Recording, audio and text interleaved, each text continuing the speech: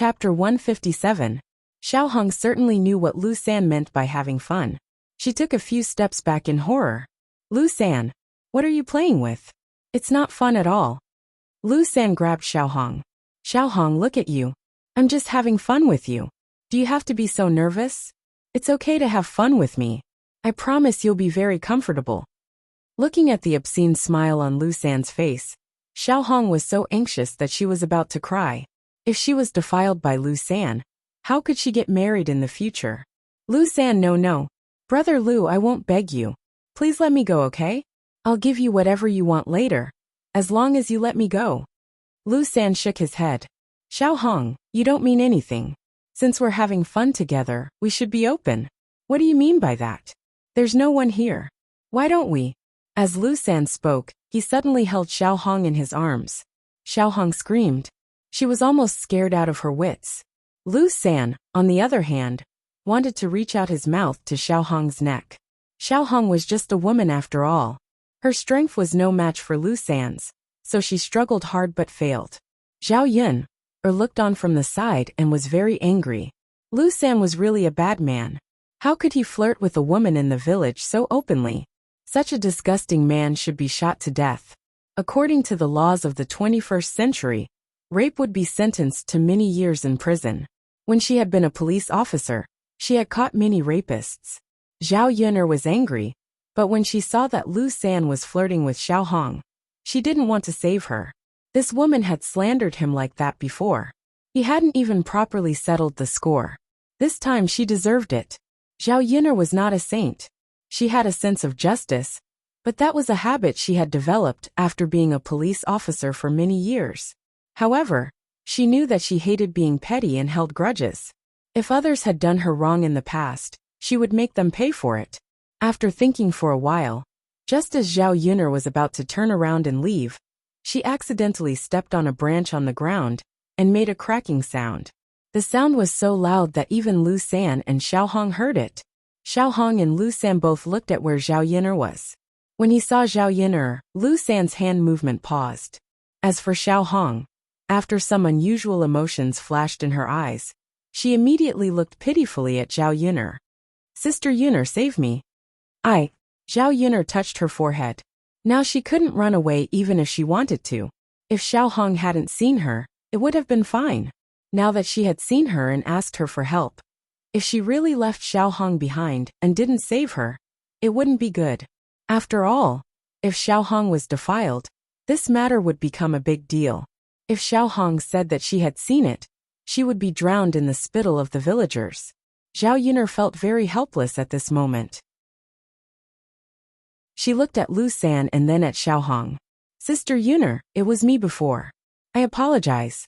This time please save me, okay? When Xiaohong said that, tears flowed down from the corners of her eyes. Chapter 158. She didn't really want to save Xiaohong. She just didn't want to be the subject of gossip in the future. She also knew that Xiaohong was a very scheming woman. If she didn't save her this time, who knew how many ways she would slander others in the future? In addition, Lu San had indeed gone a little overboard. Previously, Lu San had been defeated by Zhao Yun. He knew that he couldn't beat Zhao Yun. Seeing that Zhao Yun wanted to intervene again, he looked at Zhao Yun with some fear. Zhao Yun, this has nothing to do with you. You'd better stay away. Otherwise, don't blame me for being rude. Although he said that, Lu San pulled Xiaohong back a few steps. Zhao Yun curled her lips. Then why aren't you being polite? If you don't let Xiaohong go, then I'll shout. If people come and catch you red-handed, you won't be able to escape punishment this time. Xiaohong suddenly said to Zhao Yun, Sister Yun, don't shout.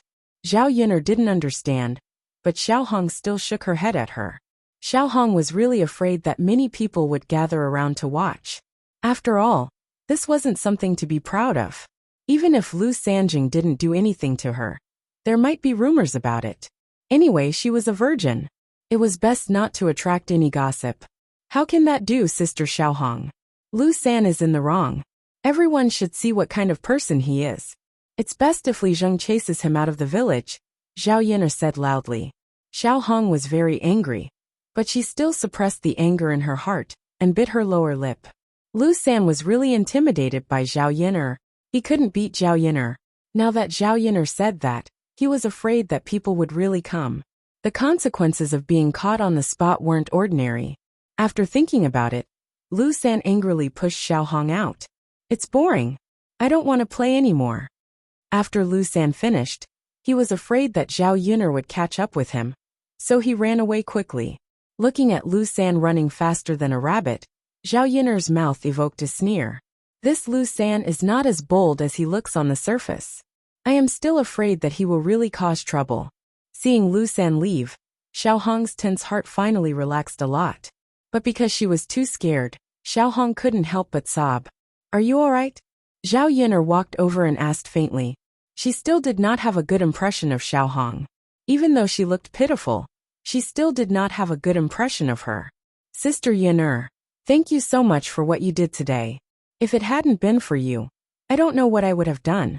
If I had been raped by Lu San, I wouldn't have been able to live anymore. Xiao Hong cried pitifully. Zhao Yin'er stood aside. She didn't know how to comfort her, nor did she want to comfort her. Xiao Hong said again, Sister Yin'er, I misunderstood you last time. You won't blame me, will you? I apologize to you now. Thank you for saving me today. I'll ask my parents to send you some things later. I know it's hard for you to raise a child alone. Xiao Hong seemed to be very close to Zhao Yin'er at this time. If it weren't for the previous incident, Zhao Yin'er would probably think that Xiao Hong was a good girl. She seemed to be a considerate girl, especially her eyes, which were glistening with tears. Chapter 159. Zhao Yin'er shook her head in response to Xiao Hong's kindness and gratitude.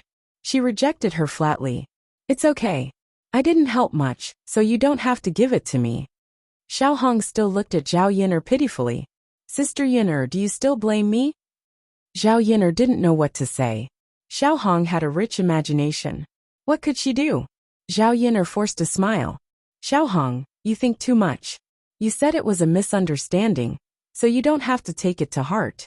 By the way, what are you going to do about Lu San's matter? Are you going to tell Li Zheng and ask him to seek justice for you? Xiao Hong shook her head and said, No. Sister Yin'er, thank you for saving me today, but let's forget about Lu San's matter. After all, he didn't do anything to me. Although it's his fault, I'm still afraid that there will be some gossip. Zhao Yin'er nodded. She knew Xiao Hong's concerns. After all, it had nothing to do with her. It was Xiao Hong's own business, so she could deal with it herself. So she said, Okay, you can do whatever you want. I'm just suggesting. If there's nothing else, I'll leave first. After Zhao Yin'er finished speaking, she turned around and was about to leave. Xiao Hong called out to Zhao Yin'er again. Is there anything else?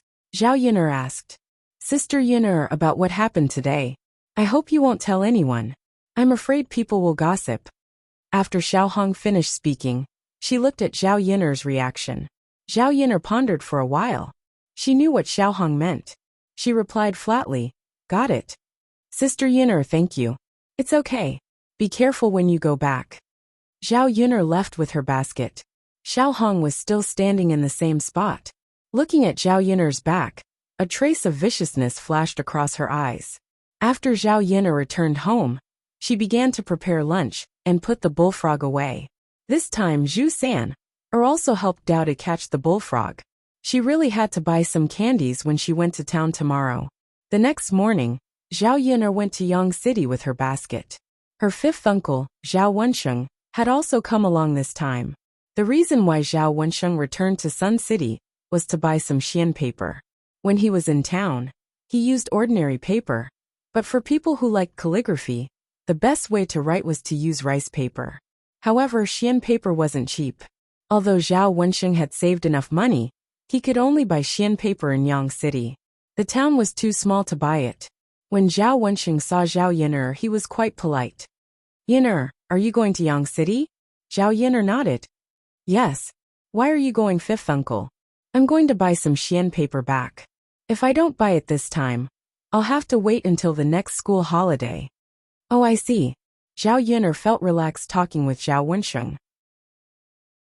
His voice was pleasant, And when he spoke, it made people feel like they were bathing in the spring breeze. Zhao Yun'er immediately had a good impression of Zhao Wensheng. Chapter 160. Although Zhao Wensheng made a lot of money, he still needed to buy some books, brushes, ink, paper, and inkstone. So he spent a lot of money.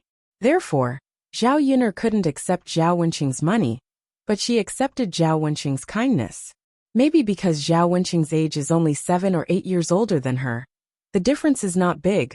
Or maybe because Zhao Wensheng is a scholar and has more knowledge. Zhao Yun'er and Zhao Wensheng talked very congenially, laughing all the way. She was living a better life now, and she didn't want other people's help. She thought Zhao Wensheng was a scholar and would be very rigid, but Zhao Wensheng could tell jokes from time to time. Zhao Yun'er really had a new understanding of her fifth uncle. The women in the carriage became interested in Zhao Wensheng. After all, Zhao Wensheng was a scholar. They felt that he would be a good worker if he taught in the town. It was much better than doing farm work in the village. Therefore, they started to chat with Zhao Wensheng. Wensheng, why aren't you married at your age? Your mother didn't help you find a wife. Why don't I introduce some to you? My eldest niece is 17 years old today. She's pretty and diligent. Wensheng, my niece is 16 years old this year. Although she's a little older than you, it doesn't matter. I'll introduce her to you later. As long as you like each other, it's fine. Facing these women's enthusiasm, Zhao Wensheng was a little embarrassed and unaccustomed. Zhao Wensheng smiled at those women. Well, thank you for your concern, but I don't plan to get married now. Wensheng, I don't want to criticize you, but look at you. You're already so old. In our countryside, there are few people like you. You're about to get married when you're 25 years old. Yes. Otherwise it'll be difficult for you to get a good girl at your age. Zhao Yun'er sat aside and sympathized with Zhao Wensheng. Zhao Yun'er had the feeling of a modern person's 7 aunts and 8 aunts urging her to get married. If it were him, he wouldn't be able to bear it. Aunts, I really thank you for your good intentions, but Wensheng really doesn't want to get married right now. Even if I do get married, I have to get my parents' approval and let them take care of it. If the aunties really want to introduce him to Wensheng, you can tell his parents first. When Zhao Wensheng spoke, he was very scholarly. After reading for a long time, he had developed such a habit of speaking. Haha, that's true. And you should go back and talk to your parents. Zhao Wensheng's words caused these women who were originally pestering him to stop talking. Zhao Yun'er couldn't help but smile. It seemed that her fifth uncle was quite clever. After the carriage arrived at Yang City, Zhao Wensheng pulled Zhao Yun'er to the breakfast shop to have breakfast. Fifth uncle, there's no need. You can eat. I'll treat you to a meal. I haven't had the chance to treat you before, Zhao Wensheng insisted. Zhao Yun'er saw Zhao Wensheng's attitude and nodded. All right then, fifth uncle. You can treat me this time. When I earn money in the future, I'll treat you to a meal when I treat you. Of course. Chapter 161. In modern terms, it wasn't very expensive, but it tasted pretty good. Such a breakfast was sumptuous. After a while, Zhao Wensheng and Zhao Yun'er finished eating together. Yun'er, where are you going later? Do you want fifth uncle to accompany you? Zhao Wensheng asked. No need, fifth uncle. You go buy your things. I'll be fine by myself. Zhao Yun'er shook her head. She didn't want Zhao Wensheng to follow her, because she didn't want him to know that she was selling bullfrogs. It wasn't that she didn't trust Zhao Wensheng, but she felt that the fewer people who knew about this, the better. Otherwise, Zhao Wensheng might accidentally spill the beans one day and let others know about it. All right, fifth uncle will go sell his things first. If you're better, we'll meet up at old man whose place. Okay, fifth uncle. The two of them parted ways. Zhao Yun'er walked around with the basket on her back. After confirming that no one was following her, she turned to Fuling restaurant. The reason why she was so cautious was because she was afraid that someone would follow her. Some women in the countryside were still very evil and couldn't bear to see others doing well. She came to town with the basket on her back and the bullfrogs at the bottom. However, she put some wild vegetables on top to cover it up, making people think that she came to Yang City to sell these things. When she arrived at Fuling restaurant, the manager, Sun Zhongquan, welcomed her warmly. Miss Yin'er, you're here. Looking at Sun Zhongquan's enthusiasm and the smile on his face, Zhao Yin'er roughly guessed that her bullfrogs had been praised well by the customer. Manager. Zhao Yin'er also greeted Sun Zhongquan. Zhao Yin'er walked over and put down the basket on her back. Then she took out the bullfrogs. The bullfrogs she brought over today were a little more than last time. The children caught more bullfrogs yesterday. Sun Zhongquan took it with a smile and immediately instructed the restaurant's chef to prepare it. The customer who tasted the bullfrogs yesterday specially came over today and ordered this dish. At this time, Sun Zhongquan didn't have any ingredients here, so he was very anxious. Zhao Yin'er brought bullfrog over and heaved a heavy sigh of relief. Miss Yin'er, quickly come in and have a seat. Sun Zhongquan's enthusiasm indicated that he could start discussing business with Zhao Yin'er. Zhao Yin'er nodded, and the two of them went to a small compartment in the restaurant. Miss Yin'er, this bullfrog is not bad for the time being. The customers like it very much. They say that they have never eaten it before. I reckon that your bullfrog will attract a lot of customers in the future, so I want to settle this business with you, Sun Zhongquan said. His attitude was sincere, and he was willing to cooperate. Zhao Yin'er was also a little excited. Seeing that she was about to succeed in this business, she knew that she didn't have to worry too much about money in the future. Since shopkeeper is so straightforward, Yin'er is also very happy to cooperate with you. Then Miss Yin'er, let's set the price of this bullfrog first. Zhao Yin'er thought about it for a moment. How much should she set the price? According to the price of bullfrogs in the modern era, it was only 6 or 7 yuan per catty. If she set the price according to this, it would naturally be a loss for Zhao Yin'er. Therefore the price must be raised. At least it was more expensive than the price of chicken, duck and fish. After all, bullfrogs were a scarce thing in this era. It was normal for them to be more expensive than chicken, duck and fish. Chapter 162.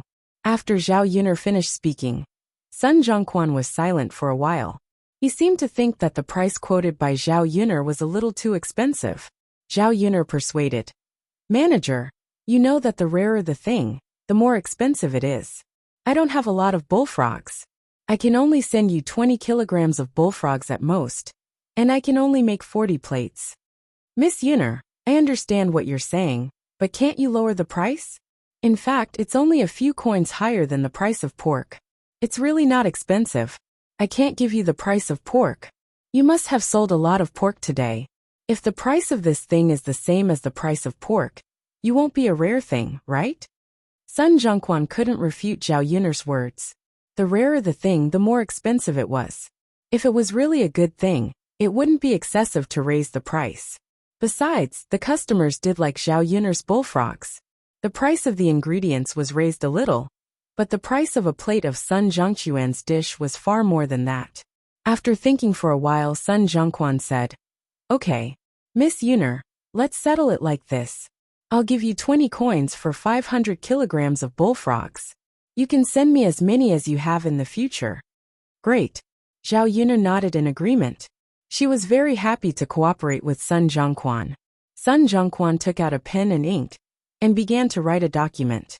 This ancient document was equivalent to a modern contract. Both parties had to write down the previous conditions of the contract and then sign it. It was to prevent both parties from going back on their words in the future. Come on, Miss Yin'er, have a look, Sun Zhongquan said with a smile. Miss Yin'er, you can't read, right? If you can't read, you can take the document back first and find someone who can read to confirm it. If you feel that there's no problem, just leave your fingerprint here. Zhao Yin'er knew what Sun Zhongquan meant. If Sun Zhongquan read it to Zhao Yin'er, it might not be true. It was very likely that Zhao Yin'er would cheat her, because she didn't know how to read. Although Zhao Yin'er knew that Sun Zhongquan wasn't such a person, the fact that he could remind Zhao Yin'er like this showed that Sun Zhongquan's character was really good. And Zhao Yin'er liked to deal with such people. Shopkeeper, I can read. Zhao Yin'er smiled and picked up the document to read. When Zhao Yin'er said that she could recognize words, Sun Zhongquan was slightly shocked. He didn't know that this little girl from the countryside could recognize words. It seemed that Zhao Yin'er wasn't as simple as he thought she was. However, he thought that Zhao Yun'er wasn't simple at all.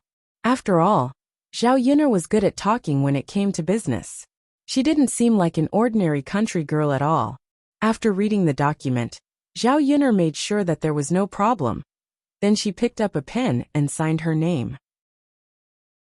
She had specially practiced calligraphy under the influence of her grandfather when she was a child. Although she wasn't very good at it, her handwriting was very delicate and beautiful. There were 2 copies of the document. Zhao Yun'er and Sun Zhongquan each had 1 copy. Miss Yun'er, it's a pleasure to cooperate with you. How many kilograms of bullfrog did you send today? I'll go to settle the bill now.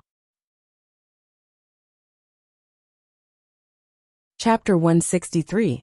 According to the price set by Sun Zhongquan, she only paid 220 copper coins for the 11 catty bullfrog she brought over today. Zhao Yun'er was overjoyed to receive so much money in one go. If she could earn more than 200 copper coins a day, she would be able to earn 300 to 400 copper coins. If she caught more bullfrogs in the future, she would be able to save a lot of money in a year. Although this amount of money could not be compared to the rich people, it was definitely a huge fortune for a country bumpkin. When she slowly saved up money, her life would get better and better. After receiving the money, Zhao Yun'er prepared to buy some candies. She turned around, and just as she was about to go to Fuling restaurant, she saw Mu Lianfeng walking towards her. Zhao Yun'er stopped in her tracks and blinked her eyes to confirm that she was not mistaken. Was it really Mu Lianfeng? Why did she bump into him every time she came here? Wasn't it too much of a coincidence?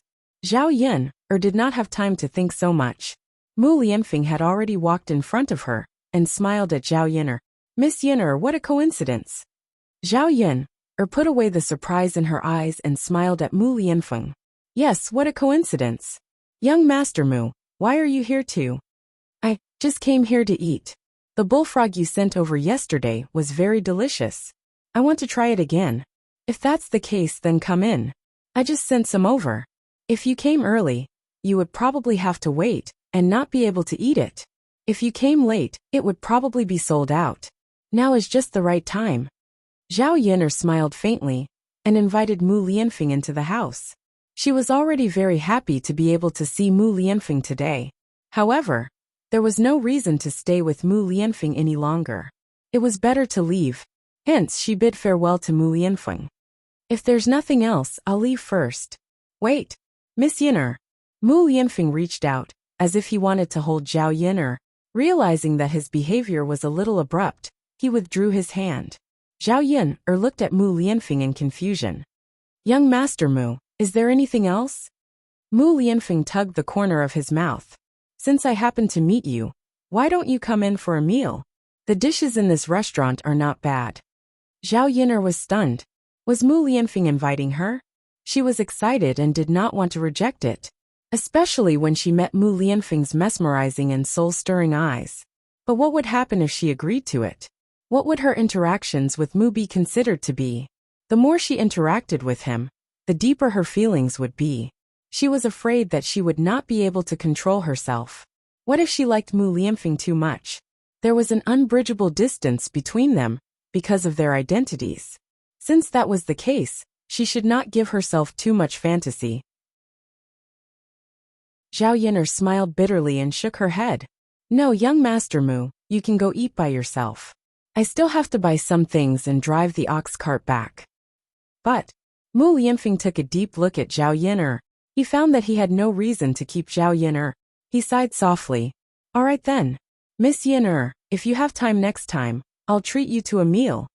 Zhao Yun'er nodded and agreed first. But who could say for sure if she had time in the future? Mo Yan, who was behind Mu Lianfeng, glanced at her master and then at Zhao Yun'er. She could see some clues. Chapter 164.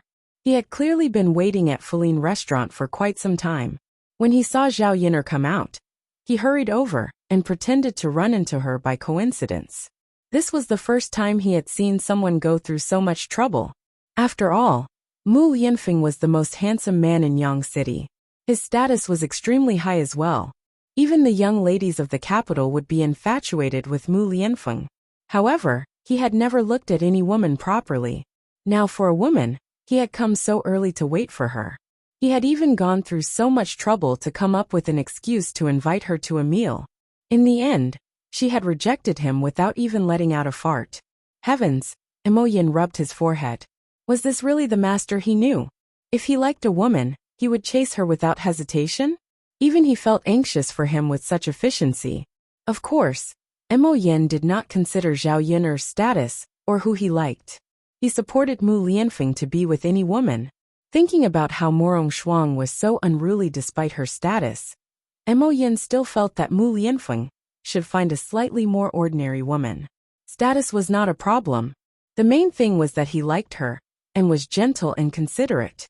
Otherwise, he would not have married a wife but an ancestor. However, Imogen glanced at Zhao Yun'er a few more times.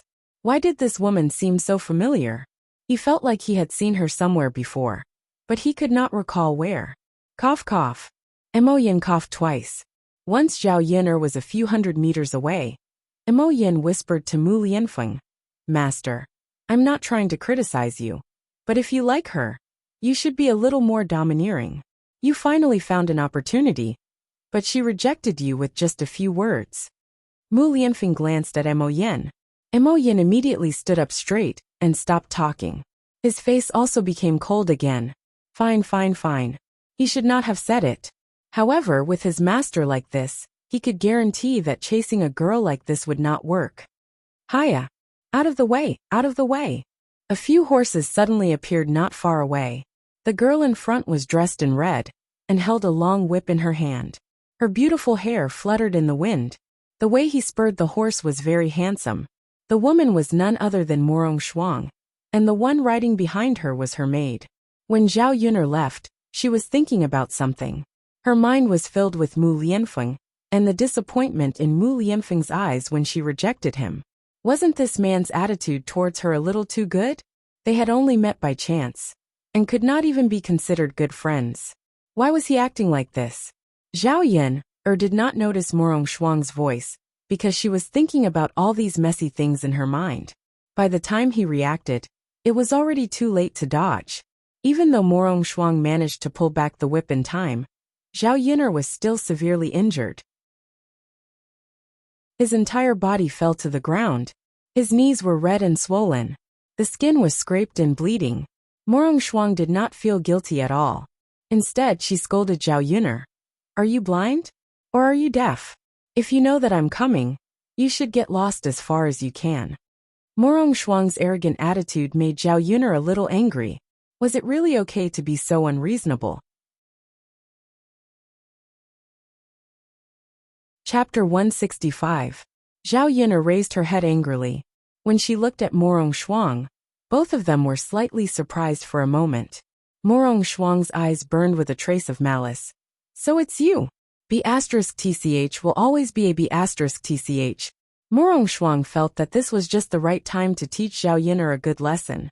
She still hadn't gotten her revenge from last time. Just as the whip in her hand was about to fall on Zhao Yun'er, it was caught by Mu Lianfeng. Morong Shuang looked at Mu Lianfeng in surprise and asked, "Cousin, why are you here?" Mu Lianfeng snorted softly. "Shuang-er, are you always so cruel? I've misjudged you." Seeing Mu Lianfeng's disappointment in her, Morong Shuang quickly explained, "No, cousin, it's not like what you see. It's all this B*TCH's fault. It's her. She's blocking my way." "You're still twisting words and forcing logic? You've done something wrong. There are so many pedestrians on this road. If you want to ride a horse, there's plenty of space. Now that you've bumped into someone, you still want to hit her?" Mu Lianfeng's tone was a little cold as he reprimanded Morong Shuang. Seeing Mu Lianfeng's anger, Morong Shuang's heart sank. It's over, it's over. Mu Lianfeng wouldn't hate her even more now, would he? It's all Zhao Yun'er's fault. Morong Shuang's hatred for Zhao Yun'er increased by a few notches. "Cousin." Morong Shuang looked pitifully at Mu Lianfeng. Mu Lianfeng's face was cold. He didn't look at her. Instead, he squatted down and asked Zhao Yun'er, "Miss Yun'er, how are you? Are your injuries serious?" Meeting Mu Lianfeng's concerned eyes, Zhao Yun'er could even smell the fresh and pleasant scent on his body, as they were very close to each other. She held her breath and shook her head. I'm fine. Don't worry about me. Mu Lianfeng nodded. That's good. Let me help you up. All right.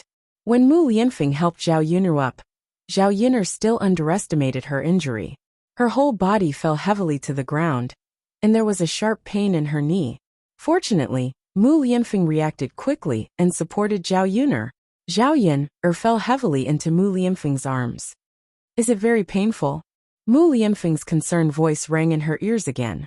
Morong Shuang, who was sitting on horseback, was about to explode in anger. B*tch, B*tch, he did it on purpose.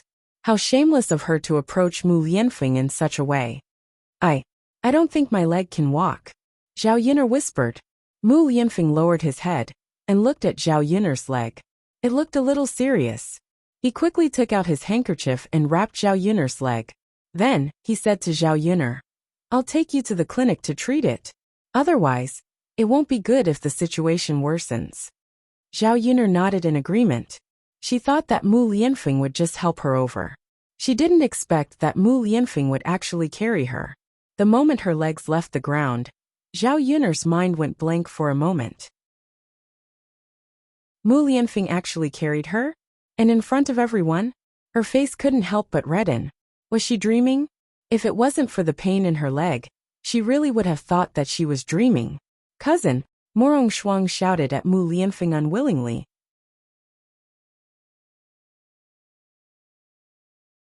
Chapter 166. Morong Shuang bit her lower lip. Her eyes were filled with jealousy and resentment. Mu Lianfeng did not even look at Morong Shuang's cries. He carried Zhao Yun'er and left. Aha!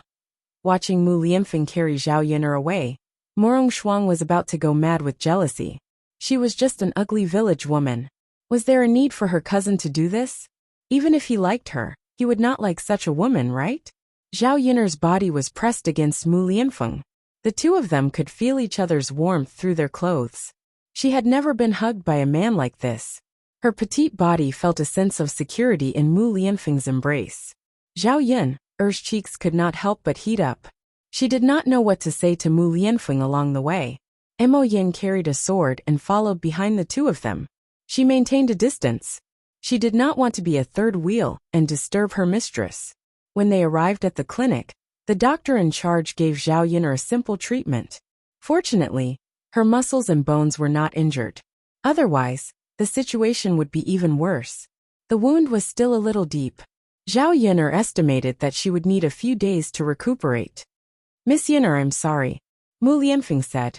Zhao Yun'er was stunned. When she looked at Mu Lianfeng, she did not understand. Why was he apologizing to her? She had not even thanked Mu Lianfeng for bringing her here to treat her wound.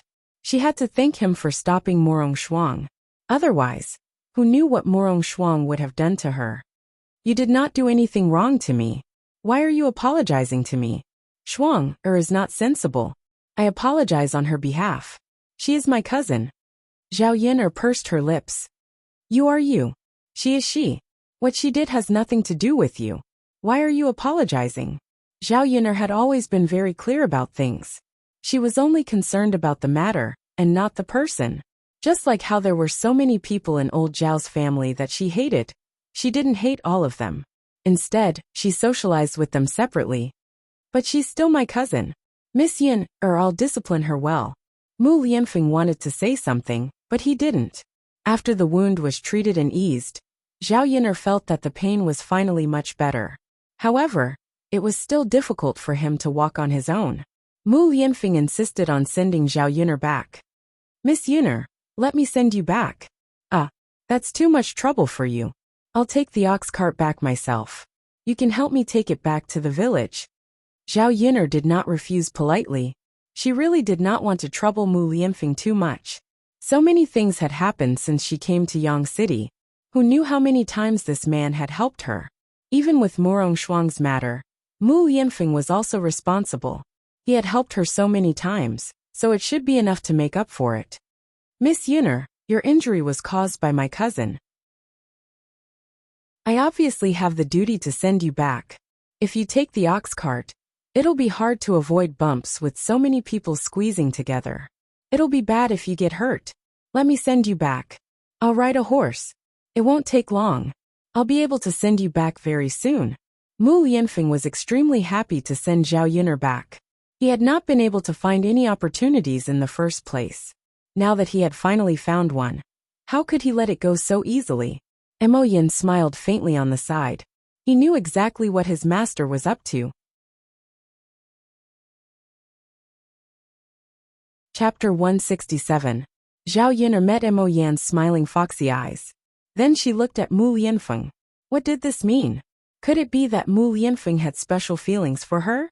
She didn't like to have unrealistic dreams, so she didn't expect Mu Lianfeng to have any feelings for her. Mu Lianfeng looked back and glanced at Mo Yin indifferently. Master, I was wrong. I'll shut up. Mo Yin smiled embarrassedly and turned around in a hurry. He was clearly helping her, but she made it seem like he had done something wrong. That was what he thought, but he didn't let her say it out loud. Zhao Yun'er wanted to say something, but Mu Lianfeng said, Miss Yun'er, I'll send you back. Don't refuse. His tone was domineering and undeniable. Zhao Yun'er's heart trembled. She nodded. Then I'll have to trouble you, young Master Mu. She was still a little greedy for the feeling of being with Mu Lianfeng. Even though she knew it was impossible, she still couldn't control herself. Perhaps this was the way of relationships. It's no trouble at all. However, if I go back with you, can you help me inform my fifth uncle first, so that he doesn't have to wait for me? Looking at the time, it was almost time for the ox carriage to return to the village. Zhao Yun'er was afraid that Zhao Wenxing would be anxious if he didn't see her. Okay. Mu Lianfeng called Mo Yan. Go and inform Miss Yun'er. Yes, master. Zhao Yun'er told him the address, and Mo Yan left happily. Mu Lianfeng told Zhao Yun'er to rest a little longer. Otherwise, the bumpy ride might tear her wound. Seeing that it was almost noon, Zhao Yun'er didn't insist on resting. If she went home too late, Douda would be anxious again. Thus she said to Mu Lianfeng, Young Master Mu, please send me back now. Mu Lianfeng nodded and found a horse for Zhao Yun'er to get on. After helping Zhao Yun'er onto the horse's back, Mu Lianfeng flipped over and jumped onto the horse's back. The two of them sat on the same horse. Zhao Yun'er was surrounded by Mu Lianfeng. His whole body was close to her. Wasn't this posture a little too intimate? Miss Yun'er, are you seated properly? If you sit tight, we'll start walking. Mu Lianfeng asked. His warm breath blew on Zhao Yun'er's ear, making it a little itchy. Zhao Yun'er nodded. All right, Mu Lianfeng replied. A pair of beautiful hands stretched out from behind Zhao Yun'er and grabbed the whip. Hiya, Mu Lianfeng squeezed the horse's belly with his legs. The horse galloped out quickly. It was Zhao Yun'er's first time riding a horse. The bumpy feeling on the carriage made her a little uncomfortable. Her body was bumpy. Fortunately, Mu Lianfeng was there to protect her. She wouldn't have fallen off the horse. Along the way, Zhao Yun'er didn't know what to say to Mu Lianfeng. The two of them rode on the horse. When they were about to reach the entrance of the village, they met Father Hu's ox cart. Isn't that Yun'er girl? Why is she riding a horse with a man? Tsk tisk. Although they were surprised, many women still felt a little jealous when they saw Zhao Yun'er riding a horse. Mu Lianfeng, who was behind Zhao Yun'er, was handsome and dressed luxuriously. At a glance, one could tell that his identity was not ordinary. Such a person was actually with Zhao Yun'er. They didn't know how Zhao Yun'er knew Mu Lianfeng. Chapter 168. That's right. How could she do something so immoral? Which girl is like this? It's not like he's her man. How could she get so close to him? Exactly. But it's normal for her to be shameless. After all, it's normal for her to get pregnant before marriage. Why wouldn't she do something like this? That's right. It's okay to get pregnant before marriage. There's nothing else she wouldn't do. Zhao Wenxing, who was sitting in the carriage, felt very uncomfortable when he heard these people talk about Zhao Yun'er like this. His niece was clearly not like what these women said. Auntie's Yun'er is not like what you said. Can you not talk about her like that? Zhao Wenxing's voice became more severe. The women looked at Zhao Wenxing and were stunned. But they didn't continue to speak. If it was someone else who said this, they probably wouldn't care. But Zhao Wenxing was a scholar after all. They still wanted to marry Zhao Wenxing. so it wouldn't be good to offend him. If he passed the imperial examination in the future and became a high-ranking official, it wouldn't be good to offend him. Zhao Yun'er and Mu Lianfeng rode away under the strange gazes of these women. Zhao Wenxing was also curious about who the man behind Zhao Yun'er was. Of course, he could tell that this man's identity wasn't ordinary. He was dressed luxuriously and had an extraordinary aura. His family background was definitely not bad. Zhao Yun'er lowered her head. When she passed by the ox cart, she felt uncomfortable all over. She knew that these women would probably gossip about some things when they returned. The horse stopped in front of Zhao Yun'er's house. Dao Du and Zhao Tianfu were playing at the door. When they saw Zhao Yun'er, they immediately ran over. Dao Du looked up and saw Mu Lianfeng on the horse. He seemed very happy and smiled sweetly at Mu Lianfeng. "Uncle." Seeing the smile on Dao Du's little face, Mu Lianfeng felt his heart tremble, and a warm feeling overflowed. Mu Lianfeng also smiled at Dao Du and nodded. "Horse, horse." Dao Du pointed at the horse. He was interested in the tall and handsome horse. This horse belonged to Mu Lianfeng. It had been with Mu Lianfeng for some time. Fergana horses were like a gust of wind when they ran. However, Mu Lianfeng was afraid that running too fast would aggravate his wound, so he deliberately slowed down. The appearance of this horse was also more eye-catching than the average horse. Its coat was shiny and smooth. When it stopped, the horse raised its head high. Perhaps it was because she was used to interacting with Mu Lianfeng that she had a hint of Mu Lianfeng's temperament. Mu Lianfeng dismounted from his horse in a dashing movement. Then he helped Zhao Yun'er down. "Come, Yun'er, I'll carry you down." Zhao Yun'er was a little embarrassed in front of a child. After looking at Dao Du, she looked at Mu Lianfeng. "It's easy to get hurt when you get off the horse. Let me carry you down." "Oh, okay." Zhao Yun'er knew about her injury. She wanted to persevere, but she didn't have the ability. She couldn't joke around with her body.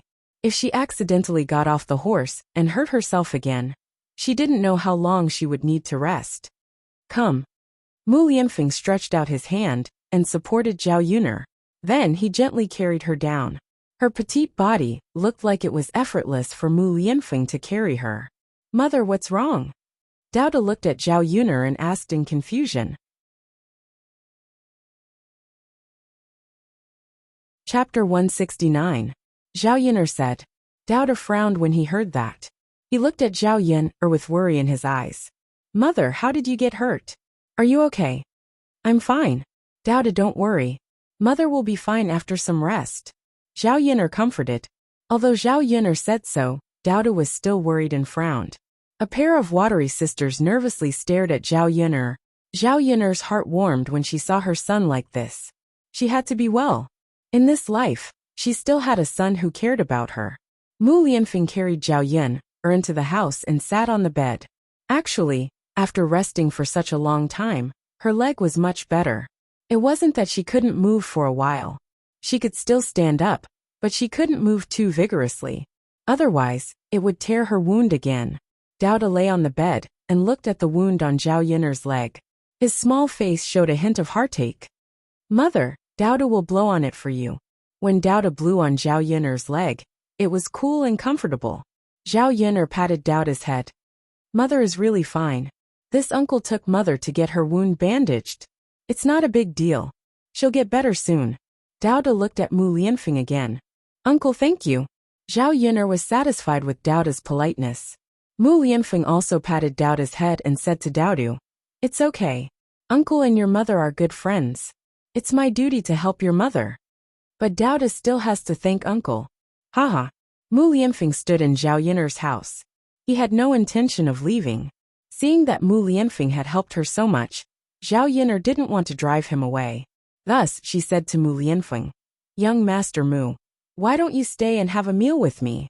"Sure," Mu Lianfeng answered straightforwardly. Zhao Yun'er was stunned. The reason this guy didn't want to leave was because he wanted to stay and freeload a meal. "Then I'll go cook." Zhao Yun'er smiled. "Mother, Dao Du will help you." Dao Du followed. Zhao Yun'er was still able to stand up and cook. With Dao Du's help, the meal was quickly finished. They didn't have anything to entertain Mu Lianfeng at home. There was no meat, and they couldn't be too shabby when they entertained him. There were still some pigeon eggs left at home. Zhao Yin'er stir-fried all of them and put some chili in them. In addition, she cooked a plate of bullfrog and a plate of vegetables. She brought the dishes to the table and said to Mu Lianfeng, "There's nothing good in the house, only these. Young Master Mu, please don't dislike them." Mu Lianfeng glanced at the dishes on the table and smelled the delicious smell. He smiled at Zhao Yin'er and said, "It's already very sumptuous. Then let's eat." Zhao Yin'er asked the family to sit down. The dishes Zhao Yin'er cooked this time were different from the last time, but the taste was still as delicious as ever. Mu Lianfeng usually didn't eat much at home. When he came to Zhao Yin'er's place, his appetite was stimulated. Unknowingly, he ate a lot of bowls of rice. He had eaten a lot of delicious food, but this was the first time that he had eaten something that gave him a very warm feeling. Zhao Yin'er and Daodu were eating with their heads lowered. Zhao Yin'er also picked up food for the two children from time to time. Daodu held the bowl in his small hands and ate with a satisfied face. Chapter 170. At this moment, he seemed to feel that Zhao Yin'er was his wife and Daodu was his child. Their family was eating at the same table and living such a peaceful and warm life. Mu Lianfeng was a little absent-minded for a moment. Zhao Yin'er raised her head and met Mu Lianfeng's eyes. His gaze was a little hot. Zhao Yin'er blushed slightly and coughed softly to signal Mu Lianfeng. Mu Lianfeng finally reacted and was a little embarrassed. Mu Lianfeng didn't know how to explain. "Let's eat," Zhao Yin'er said. They could only rely on eating to resolve the awkwardness between the two of them. After eating, Zhao Yin'er cleaned up the dishes on the table. Zhao Tianfu insisted on helping Zhao Yin'er wash the dishes. Seeing that Zhao Tianfu was sensible, Zhao Yin'er didn't insist, and let Zhao Tianfu wash the dishes once. After eating and drinking to his heart's content, Mu Lianfeng stood in the courtyard of Zhao Yin'er's house. Standing outside, he could smell the fragrance of flowers and plants.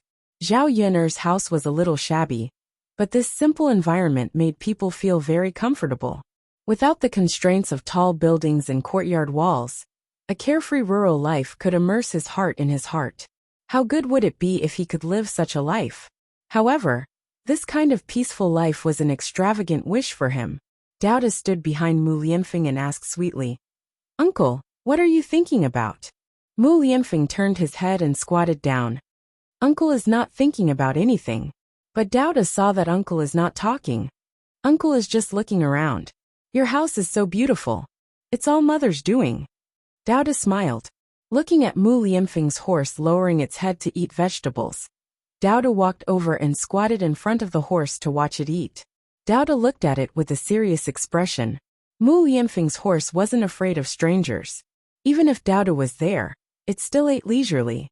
"Daodu, do you want to ride a horse?" Mu Lianfeng walked over and asked Daodu's small body. "Uncle, can Daodu ride a horse?" After hearing this, Daodu's eyes lit up and seemed to be a little expectant. "Of course. Come, Uncle will take you on," Mu Lianfeng said. Daodu, let's start riding," Mu Lianfeng said gently. "Okay." Daodu nodded and responded. There was a hint of excitement in his voice. Mu Lianfeng raised his whip, and the horse started to gallop. Mu Lianfeng didn't go far. He only brought Daodu around Zhao Yin'er's house. Zhao Yin'er stood at the door of her house and heard Daodu's bell-like laughter. She looked over and saw Mu Lianfeng riding a horse with Daodu. Perhaps because Daodu liked this feeling, his little face was full of excitement. Mu Lianfeng's horse didn't gallop very fast. The two of them sat on the horse's back. From a certain angle, the two of them looked surprisingly similar. They really looked like father and son. When this thought appeared in Zhao Yin'er's mind, Zhao Yin'er was secretly shocked. She must have gone crazy. She actually associated Daodu and Mu Lianfeng together.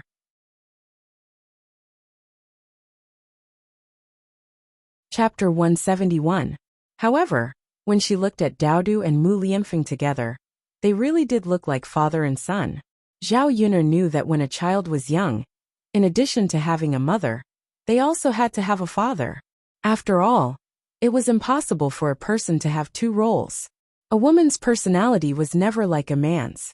If Dauda was always with her, it would be easy for him to develop a girl's personality under her influence. Mu Lianfeng ran for a while with Dauda before coming down. Mu Lianfeng flipped off the horse and carried Dauda down. Dauda looked even smaller in Mu Lianfeng's wide arms. Dauda, do you like to ride horses? Mu Lianfeng asked. His voice was very gentle, as if he was talking to his own child. His eyes were also filled with fatherly love. Yes, Dauda answered sweetly. That's good. Now uncle has to go back. If uncle comes again next time, I'll bring Dauda to ride horses, okay? Yes, yes. Dauda nodded heavily. When Mu Lianfeng was about to put Dauda down, Dauda was very reluctant. He kissed Mu Lianfeng on the cheek. Dauda, be good. You have to listen to your mother. Mu Lianfeng patted Dauda's head dotingly. When the two stood together, the huge difference in height created a sharp contrast. However, the scene of the two looking at each other gave off a very cute feeling. Uncle, don't worry. Dauda is very obedient. Even if uncle doesn't say it, Dauda will listen to mother. Dauda said sweetly. That's good. Mu Lianfeng smiled with satisfaction, then said goodbye to Zhao Yuner. Miss Yuner, then I'll go back first. Zhao Yuner nodded. Okay. Be careful on the road. All right. Although Mu Lianfeng was reluctant to leave, he also understood that he had no reason to stay. After Mu Lianfeng left, Zhao Yuner took Dauda to rest in the house. Dauda, you're so happy that you're still smiling. Zhao Yuner smiled as she caressed Dauda's little face. Mother, riding is so fun. Dauda really likes it. As long as Dauda likes it. Mother, Dauda likes to ride horses, and he also likes Uncle Feng. When will Uncle Feng come? Looking at Dauda's expectant face, he didn't hide his love for Mu Lianfeng. Zhao Yuner couldn't help but chuckle. This Mu Lianfeng had only come to their house twice. How did he make Dauda like him so much so quickly? Zhao Yuner shook her head. Mother doesn't know when Uncle Feng will come. But even if he comes, there probably won't be many chances. Hearing Zhao Yuner say this, Dauda was clearly a little disappointed. Zhao Yuner caressed Dauda's head. Dauda, can you tell mother why you like your Uncle Feng? Because Uncle Feng is a very good person, he's very good to Dauda and mother. Just because of that. Also, Dauda thinks that Uncle Feng is very tall and good-looking. And he should be very rich, right? Seeing Dauda frowning and thinking hard, Zhao Yuner couldn't help but smile. Why would Dauda say that? Because mother said before that she would find a tall, handsome, and rich father for Dauda. Dauda thinks that Uncle Feng is like that. Dauda also likes Uncle Feng. Mother, do you think Uncle Feng is suitable? Can he be Dauda's father?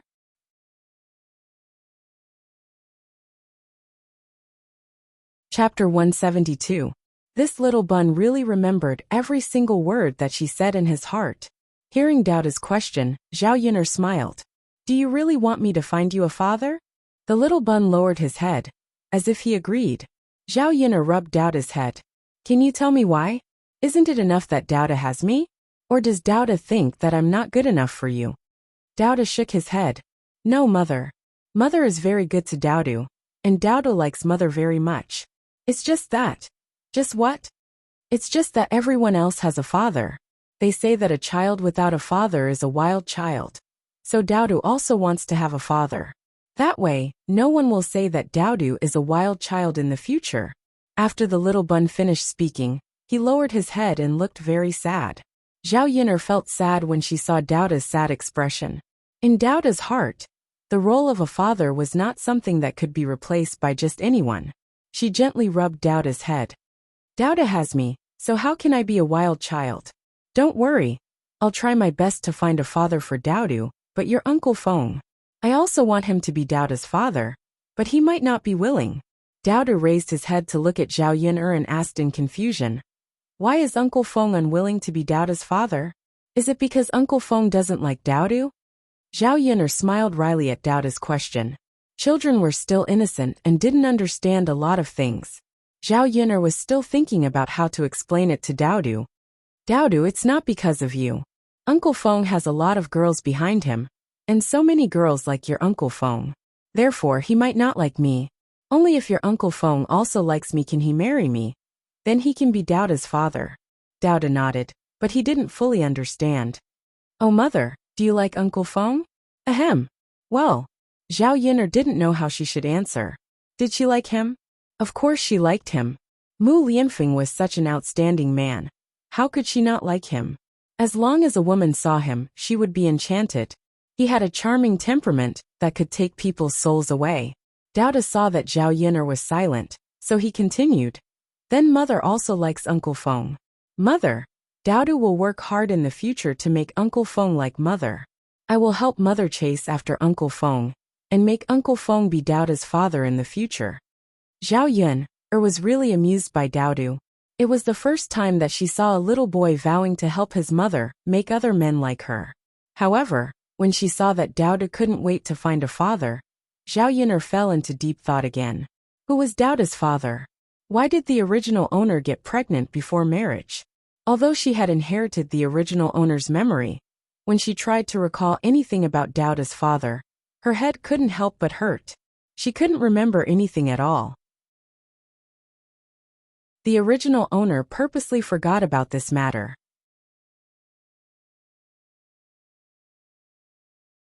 Chapter 173. Zhao Wenxing came over without resting for a while in the afternoon. Today, Zhao Yin'er was sent over by Mu Lianfeng. He was wondering if something had happened to Zhao Yin'er. He cared about this niece of his. After all, Zhao Yin'er had lived a hard life in the past few years. If he didn't care about her, no one would care about her. Fifth uncle, seeing Zhao Wenxing coming over, Zhao Yin'er smiled and asked Zhao Wenxing to sit down. Yin'er, are you okay? Why did you let a man send you back today? You don't know how mean those women were. Zhao Wenxing said helplessly. Zhao Yin'er knew that Zhao Wenxing cared about her, and didn't mean to blame her. He said this to remind Zhao Yin'er to pay attention to what she should pay attention to, so that others wouldn't gossip about her, which would have a bad influence. Zhao Yin'er's reputation in the village was already bad. If this continued, it would be worse. Fifth grandpa, because my mother's leg was injured, Uncle Feng sent her back. Dao De said in a childish voice. Zhao Wenxing didn't notice the injury on Zhao Yin'er's leg until now. When he looked at Zhao Yin'er, he felt a little sorry. I see. Alas, if I hear those women talking nonsense later, I'll definitely help you explain it clearly. Zhao Yin'er smiled. It's okay, fifth uncle. Let them say what they want. There's no need for us to explain. Sometimes what they want is not the truth. They just like to mock others. I'm an honest person. If there's no truth, there's no truth. Zhao Wenxing nodded. He felt that Zhao Yin'er was right. In fact, sometimes when rumors spread, it wasn't that others didn't know the truth. It was just that others liked to criticize and couldn't wait to exaggerate the matter. In the end, the rumors were far from the truth. Zhao Wenxing asked about Zhao Yin'er's injuries with concern, and then prepared to leave. Zhao Yin'er looked at Zhao Wenxing's tall back and joked. Fifth uncle, when are you going to find me a fifth aunt? A man of Zhao Wenxing's age would definitely be considered an old leftover man in ancient times. Zhao Wenxing's body stiffened, and his ears turned slightly red.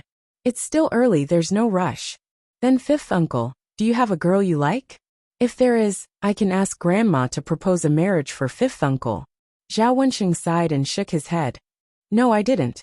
Zhao Wenxing's answer was obviously a few seconds slower. Zhao Yin'er could see that Zhao Wenxing was lying. Zhao Yin'er didn't ask too much. Everyone would take care of their own matters. It wasn't good for others to interfere too much. Because her leg was injured, Zhao Yin'er probably wouldn't be able to deliver goods to Yang City for the next few days. If she didn't deliver bullfrogs to Sun Zhongquan for a few days, Sun Zhongquan's business would be affected. Zhao Yin'er asked Zhao Tianfu to look for Lu Lei. Zhao Yin'er couldn't trouble other people, and she didn't trust them. She could only rely on Lu Lei. When Lu Lei heard Zhao Yin'er's request, he agreed without hesitation. In his opinion, helping Zhao Yin'er deliver goods was a very simple matter. It wasn't too troublesome. He was afraid that Zhao Yin'er would take on everything herself. If she didn't ask for his help, he wouldn't even have a chance to perform.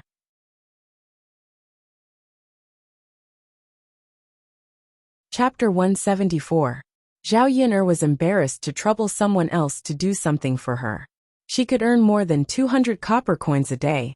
If she gave it to Lu Lei, it would only be 40 to 50 copper coins. Actually, it wasn't a small amount. However, it was only right to ask someone to do it for him and keep the secret. In addition, Lulei often hunted prey and sent it to Feline restaurant. It was perfect for Lulei to do it. No one would suspect anything. When Lulei heard Zhao Yin'er say this, he hurriedly refused. Yin'er, there's no need. It's just a small matter. If you still pay me, I'll be too embarrassed to deliver it for you. Zhao Yin'er saw that Lulei was serious and didn't seem to be joking. She knew that even if she insisted, Lulei wouldn't accept it. Thus she sighed. All right, Brother Lei, you don't have to accept it. However, how about you have lunch at my house when you come back? Otherwise, you won't be able to make it in time when you come back from Yang City. Zhao Yin'er made a concession. Lulei thought about it and nodded in agreement.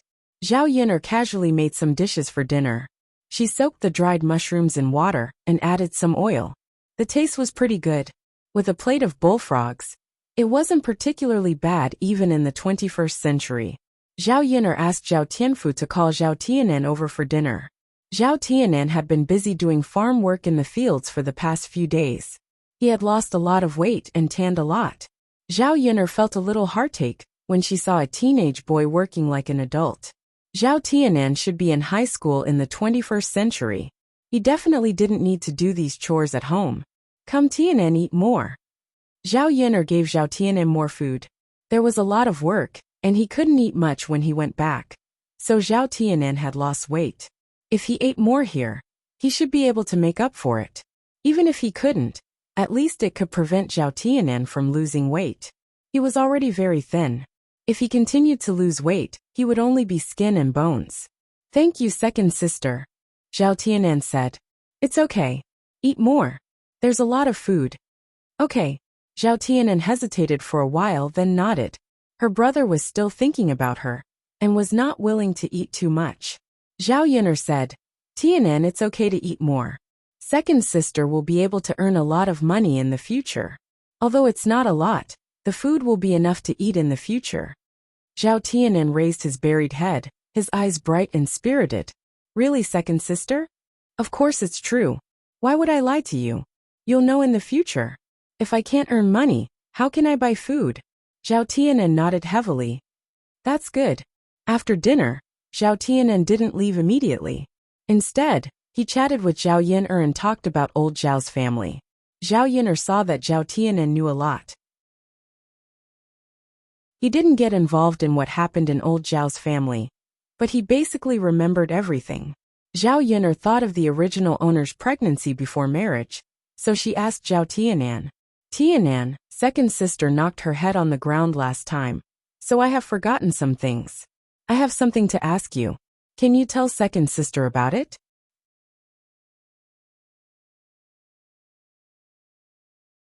Chapter 175. I just want to ask you, did you have a crush on any man, or were you in a relationship with any man before? If she did, it was normal for her to have sex with the man she liked, although it was a little immoral to get married before marriage in this era. No, Zhao Tianan shook her head. Sister, you usually don't go out of the house. How could you have a relationship with anyone? Lulei is such a good man, and he likes you. You used to avoid him whenever you saw him, and you usually don't talk to men. Zhao Yin'er heard Zhao Tianan's words, and the corners of her mouth couldn't help but twitch. Was it really that exaggerated? The original host had already reached this stage. If that was the case, it ruled out the possibility that Zhao Yin'er had a child with the man she liked.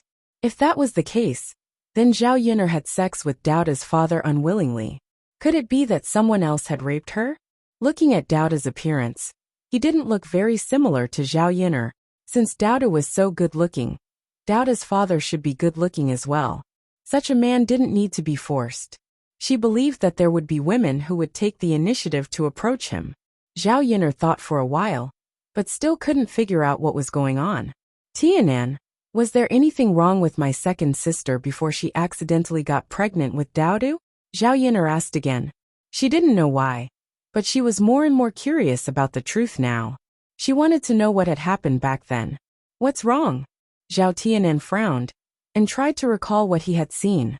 Second sister, There was nothing wrong with you before, but Zhao Tianan hesitated and seemed to remember something. Zhao Yuna hurriedly asked, "But what?" "Second sister, I remember one night, when I woke up to take a dump, I saw master, eldest uncle, and father carrying you. Uncle Li Zheng was also meeting with them. And then they sent you to some unknown place. At that time, it was too dark, and I was scared to be alone. I was also sleepy at night, so I went back to sleep. When I woke up the next day, you were already at home. I asked our father, and he said that you didn't go out at all that night. So I wondered if I remembered wrong in my dream. However, after that day, you've been unhappy all day long. You've never smiled until your belly became bigger and bigger." Zhao Yun'er listened to Zhao Tianan's statement, and her frown deepened. If what Zhao Tianan said was true, there was obviously something going on. "Tianan, you're not lying to me, right?" "No." Zhao Tianan shook his head. "How could I lie to you?" "But second sister, there's something I don't understand. If I wasn't dreaming, why didn't father and grandfather admit it?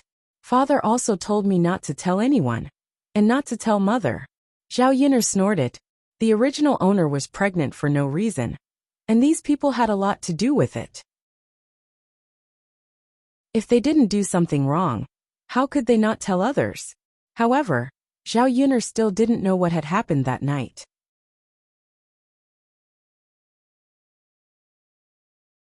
Chapter 176. Nothing much happened in the next few days. Zhao Yun'er was recuperating at home. Because the wound had been treated, and the weather wasn't hot, it wasn't inflamed and suppurated. Lu Lei sent the bullfrogs back to Sun Zhongquan to get money. In the past few days, he had actually received 1 tael of silver. Zhao Yun'er's earning speed made Lu Lei feel ashamed. He never thought that Zhao Yun'er's bullfrogs could be sold for such a high price. After peeling off the skin, Lu Lei also thought that it was a toad. After Zhao Yun'er explained, he realized that it was a species like bullfrogs that he had always mistaken for toads. After earning this money, Zhao Yun'er bought some raw materials, rice, oil, and salt. She often brought back some pork to nourish the children's bodies. She also bought some candies, which were used up quickly. After Zhao Yun'er made a fuss last time, she didn't know if it was because Zhao Wensheng had returned and was busy with other things. Hua Chunhua actually didn't think of separating her from the account. It seemed that she had to go to old Zhao's house again to make Hua Chunhua remember. After eating dinner, Zhao Yun'er carried her bath clothes and walked towards the river. She and Daoda didn't have a lot of clothes. Each of them only had 2 sets of clothes, and they were relatively thin. Daoda's clothes were the clothes that Zhao Tianfu had saved when he was young, and gave them to Daodu. In the winter, he also had a tattered jacket. Otherwise, Daoda would get sick from the cold. In this kind of weather, there was no need to take a bath every day. However, Daoda brought the children to catch bullfrogs, and would come back sweating profusely every day. Originally, only Zhu San'er accompanied Daodu and Zhao Tianfu. After Zhao Yun'er distributed the candies, the other children found out, and took the initiative to help Daodu catch the bullfrogs. Although she was too embarrassed to ask for candy at first, Zhao Yun'er still took the initiative to give it to the children for the sake of their efforts. In the countryside, to the children, candy was definitely a very tempting thing. After giving them candy to eat, the children's attitude towards Zhao Yun'er and Daoda changed drastically. The children who originally didn't want to play with Daodu were now playing with Daodu. In the past, when those brats saw Zhao Yun'er, they would learn from their family members and call her little slut. Now when they see Zhao Yun'er, they would politely call her Aunt Yun. Actually, the world of children was very simple. They basically relied on their parents to teach them. If the education was not good, the child would be uncultured and would be very naughty. However, with the right guidance, it was still relatively easy to teach children well. Zhao Yun'er would sometimes make some meat buns and dumplings, and give some to the children. Compared to the benefits they brought over for her, what she gave was nothing. Of course, there was another important reason for giving these children food. It was to let these children help her keep a secret, and not tell their family members. You can't tell your family that Aunt Yun gave you these things to eat. You also can't say that you helped Aunt Yun catch bullfrogs. Otherwise, your parents will definitely not allow it. Then Aunt Yun won't be able to give you candies to eat in the future. Children were easy to deceive. When these children heard Zhao Yun'er's words, they agreed in unison. Don't worry, Aunt Yun. We definitely won't say it. Good. This is a little secret between you and Aunt Yun. Let's keep it together, okay?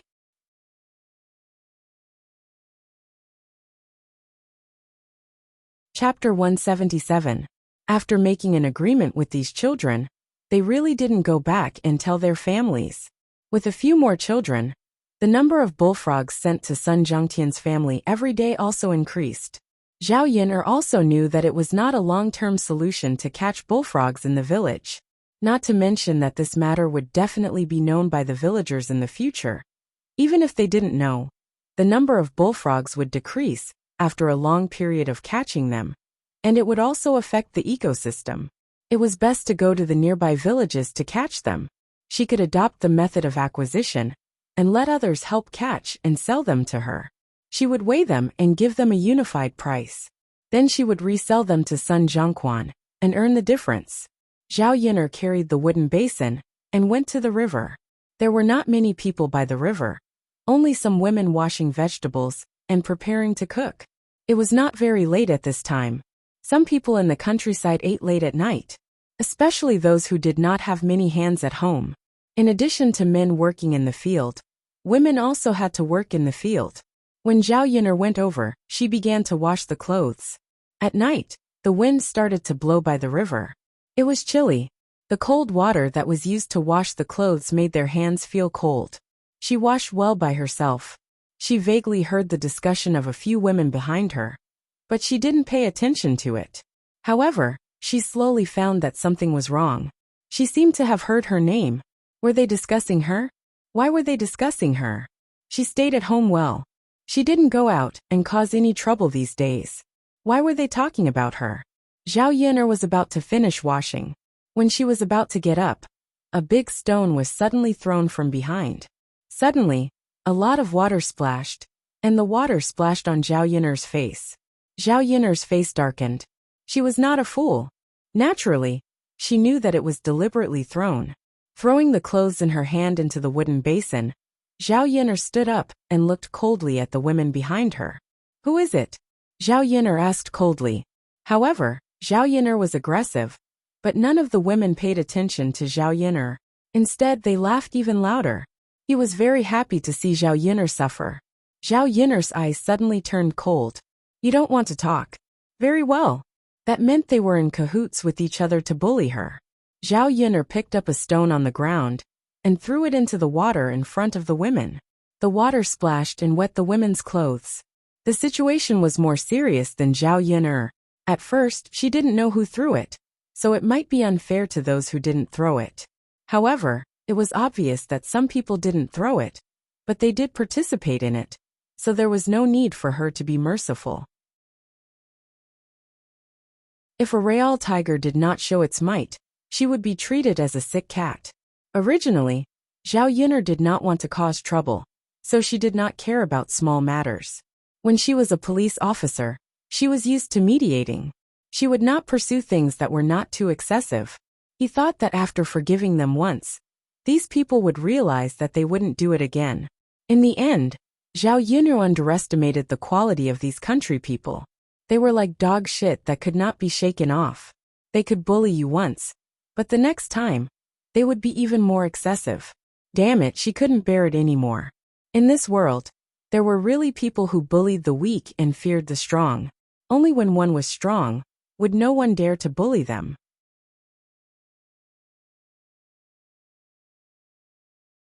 Chapter 178. You bitch. Why did you hit us? You got wet all over. If we catch a cold, we'll ask you to pay for our medical expenses. How dare you throw stones at us? You're quite bold. Have we been too nice to you? You're getting more and more arrogant. Our clothes are wet. Take them off and throw them to her to wash later. These people's aggressive attitudes didn't scare Zhao Yun'er at all.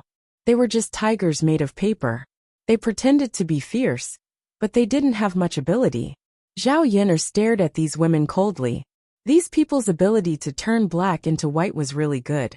They were the ones who hit her first. Why didn't they say that she was wet too? Why? You threw me, but I can't throw you? Zhao Yin'er asked in a cold voice. After glancing at these people, she picked up the wooden basin on the ground and was ready to leave. Zhao Yin'er felt disgusted looking at their faces. But these women wouldn't allow Zhao Yin'er to leave. They didn't give her an explanation, and she wanted to run away. How could there be such a good thing? Stop, Zhao Yin'er. Make it clear. What do you mean we threw you? Which eye of yours saw us throw you away? Are you hungry? Exactly. I didn't throw you away.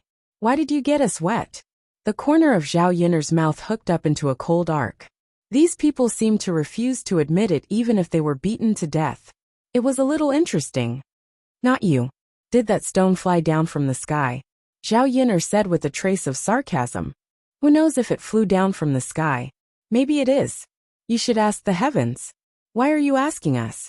Zhao Yin'er had seen a lot of strange people in the 21st century, but the strange people in this era were definitely far more strange than the 21st century. The overall quality of people in the 21st century was still better than people in ancient times. Of course, this was related to the education level in ancient times and the ignorance of the rural people in ancient times, which made these women become like this. If you say so, I naturally have nothing to say. However, the stone that I threw out was not originally meant for you. I don't know if it was intentional or not, but the stone made a curve in the air and fell in front of you. Maybe it was to punish the wicked? You can't blame me for this. You should blame the heavens. Zhao Yin'er's eyes flashed with craftiness. Since these people refused to admit it, she would give them a taste of their own medicine. Since he was shameless, he might as well be shameless to the end. These women were obviously annoyed by Zhao Yin'er. Shameless *tch. Who are you calling a bad person? Bitch, why are we still talking to her? This kind of person doesn't know the immensity of heaven and earth if we don't teach her a lesson. Hit her. A few women rushed to Zhao Yin'er's side. Zhao Yin'er put down the wooden basin in her hand and loosened her shin. Fortunately, her leg was almost recovered. Even if she fought, it would be fine. She was also very calm when 4 or 5 women rushed over.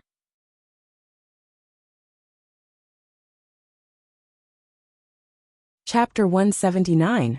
Of course, because of her reputation of fighting, no man dared to date her in her previous life. Since they came here to die, they couldn't blame her. Zhao Yin'er didn't do anything. She just stood by the river and dodged them easily. Then the women fell into the river one by one. Help! Help! The women who were struggling in the river began to shout. Zhao Yin'er frowned. She knew that these women couldn't swim, but they fell into the river bank. It was very shallow, so they wouldn't drown. At this time, a few men walked past the bank in 2s and 3s. They were the men who had finished their work in the fields and came back. After hearing the screams here, they ran over to save the women. Although these women had been rescued, they had also suffered a lot. They choked on a lot of water and were coughing violently at this moment. I'm going to die. I'm going to die.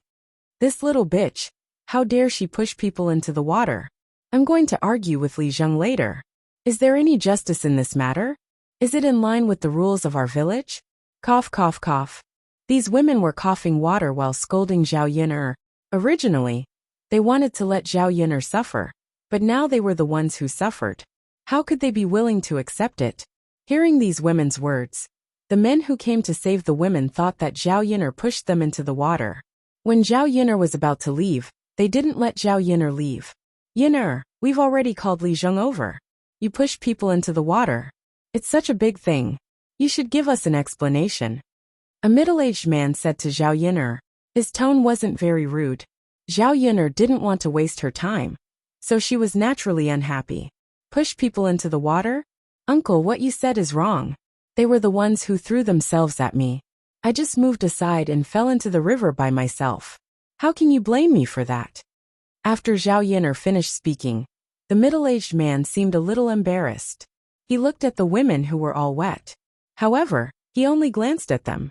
These women were drenched in water, and the curves of their bodies were drawn out. The men felt a little embarrassed when they looked at them, and their bodies unconsciously reacted. Little girl Yin'er, you're not lying like that. You didn't do anything. How could they fall into the river? Not to mention you. Even I can't do that, let alone you. The middle-aged man obviously didn't believe Zhao Yin'er's words, so he didn't let Zhao Yin'er leave. In addition, those women did not intend to let Zhao Yin'er go.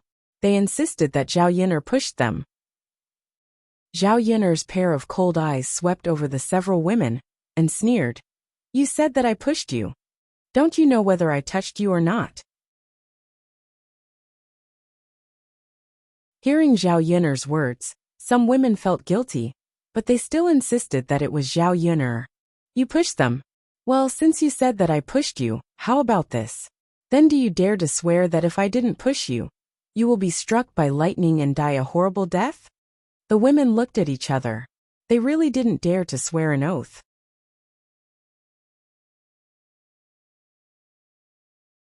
Chapter 180. Zhao Yin'er continued to sneer. What? Do you feel guilty and don't dare to swear? Those women weren't easy to fool. Anyway, they were thick-skinned enough to defend themselves. What's there to be guilty about? We didn't do it. Why should we swear according to what you said? We're all here. We can all prove that you pushed them. That's right. Can you prove that you didn't push us? Zhao Yin'er finally saw what it was like to bite back. These women were exactly like that. Hearing that, the middle-aged man couldn't help but say, Yin'er, you pushed them. It's okay to admit it. When Li Jing comes later, you can make it clear, deal with it, and give us a fair explanation. Isn't that enough? Zhao Yin'er wasn't stupid. She wouldn't allow others to frame her like that. Haha, it's too much. Let's not talk about whether I pushed them or not. Even if I pushed them, so what? Look, this little bitch admitted it. She admitted that she pushed us. Her heart is really black and ruthless. Bitch, we'll teach her a lesson when Li Jing comes. Zhao Yin'er slapped the two women who had called her a bitch each. A red handprint appeared on their faces all of a sudden, and then they felt a burning pain. It seemed that some people didn't know how to talk nicely. They kept calling her a bitch. Ah! The woman who had been slapped screamed. Seeing Zhao Yin'er's aggressive behavior, the middle-aged man couldn't stand it anymore. Yin'er, it's wrong of you to hit them. Zhao Yin'er curled her lips and asked him back sarcastically. What's wrong? They scolded me, so I shouldn't hit them. What's the reason? Not only this time, but the next time I hear it, I'll hit them again. Well, the middle-aged man thought that Zhao Yin'er was right. But even if Zhao Yin'er was in the right at the beginning, she shouldn't hit her like this. While they were arguing with these people, Li Zheng Lu Fugui also came over. It was Zhao Yin'er's first time seeing Lu Fugui in this village. He was in his 50s and wore a silver-gray robe. He looked very energetic. Lu Fugui's sword-like eyebrows made him look even more dignified. What the hell is going on? Lu Fugui walked over and asked with a frown. The women all looked like drowned rats. Their clothes stuck to their bodies. It was a bit indecent and unbearable to look at. Li Zheng, you have to help us. Li Zheng, wasn't it Zhao Yin'er who pushed us into the water? You must be the judge today. How should we deal with this matter? That's right. We were bullied to this extent, and almost lost our lives. No matter what, they have to give us an explanation. Lu Fugui was almost confused by the women's incessant chatter. In the end, he finally figured out what was going on. Lu Fugui turned around and said to Zhao Yin'er seriously, Yin'er, you have to apologize to these aunties for what happened today. Apologize? She didn't do anything wrong. Of course she wouldn't apologize.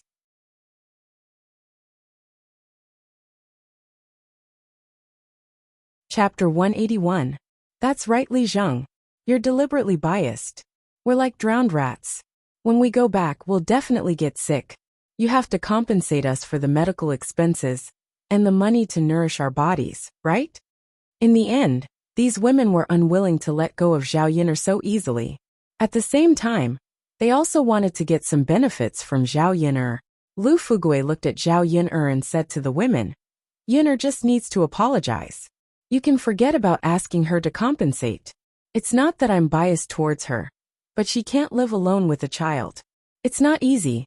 Where would she get the money to compensate you? Zhao Yin'er was from a poor family in the village, and all the neighbors knew that. For so many years, she almost couldn't survive with a child. Zhao Yin'er looked at Lu Fugui.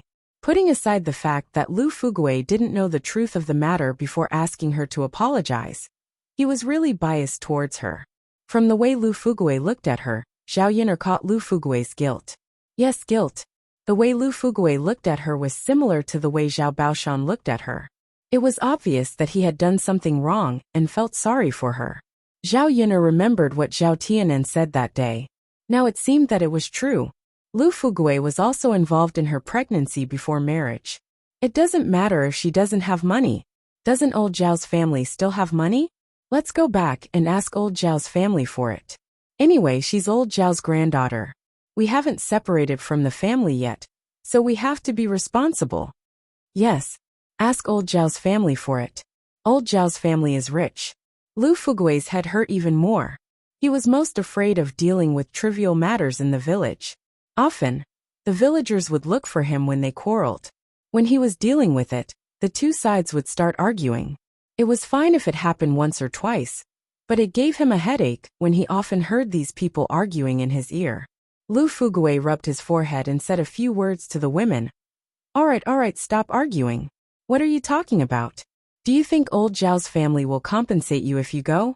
Yin'er's family doesn't care about her anymore. Li Zheng, do you mean we should just let it go? We're all from the same village.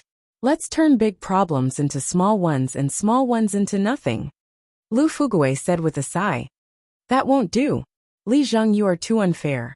When Zhao Yin'er got pregnant before marriage, you didn't chase her out of the village, nor did you drown her in a pig cage. You spoke up for her in everything. It was your attitude that made her feel that it was nothing. She dared to bully others. If you still want to defend her today, just wait and see. Who knows what else you can do in the future? Lu Fugui didn't know how to defend himself. His way of doing things really made the villagers dissatisfied. They were village chiefs, so they were under a lot of pressure. They paid attention to fairness and impartiality when dealing with things. Otherwise, if they didn't deal with things well, it would only make the villagers resentful and dissatisfied. It wouldn't be good for the village. Lu Fugui's gaze fell on Zhao Yin'er again. It seemed that he could only say something soft to Zhao Yin'er, so that these women wouldn't keep harping on this matter.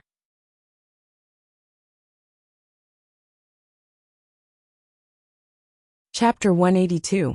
Explanation. Zhao Yin'er put her hands on her waist, and her attitude was very arrogant. She just wants to extort money. No. Zhao Yin'er. If they hadn't seen Zhao Yin'er's fighting skills, these women would have beaten Zhao Yin'er up. Looking at Zhao Yin'er's attitude, it was fine if they couldn't punish her, but they couldn't take advantage of her at all. Li Zheng, look, this is her attitude. Why should such a person stay in the village? If she doesn't give us an explanation, I hope you can kick her out, and never let her stay in our village in the future. Zhao Yin'er sneered. Are you done talking? Back and forth with the same few sentences. It's annoying or not. Don't look for Li Zheng to argue with me. He won't chase me away. You know what happened today. If you have the ability, you can argue with me. I'm not afraid of you. After saying this, Zhao Yin'er took the wooden basin and left.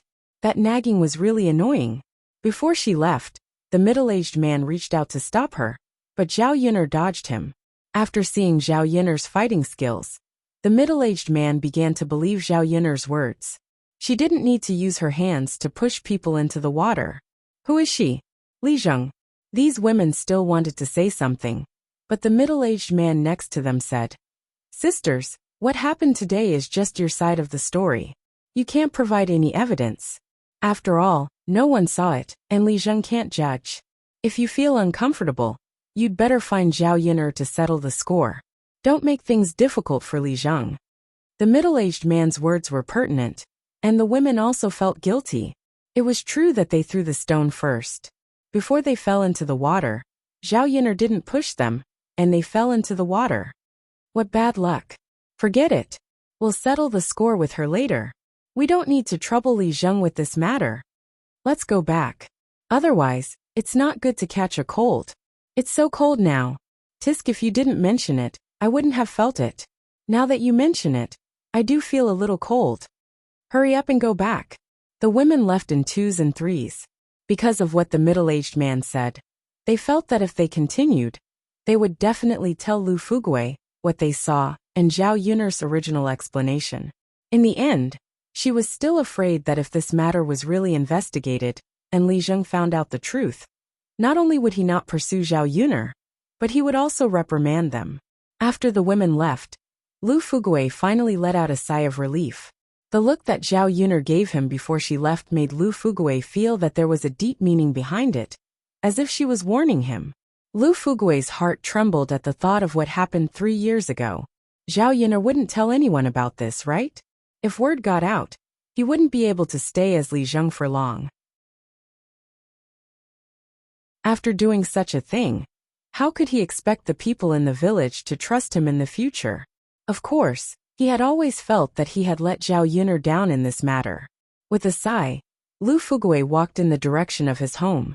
His slender figure seemed a little helpless. When Zhao Yun'er returned home, the sky was almost dark.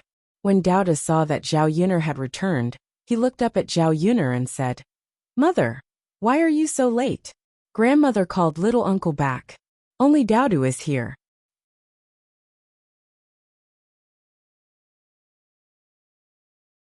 Chapter 183. Daudu shakes his head. "Mother, don't be afraid. Daudu has Little Black to accompany Daudu." Zhao Yun'er looks down at Little Black, who is licking Daudu's hand. Little Black's appearance is extremely cute. After being raised in Zhao Yun'er's house for a few days, Little Black is not as thin as before, and has gained a little weight. Basically, if there was anything delicious, Zhao Yun'er and Daudu would not be reluctant to give it to Xiaohei. These days they often buy some meat back, and Zhao Yun'er makes red braised pork. The meat soup is accompanied by rice, and the taste is very good. Although Little Black's body is a little small, his appetite is not small.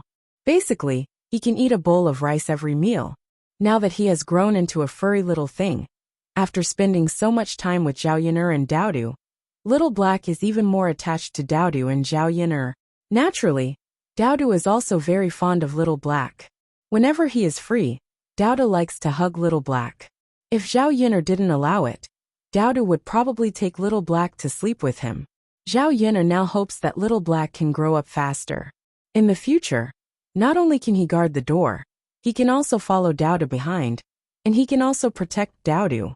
It's not too dangerous, and with a big dog protecting him, he should be fine. That Daudu is awesome.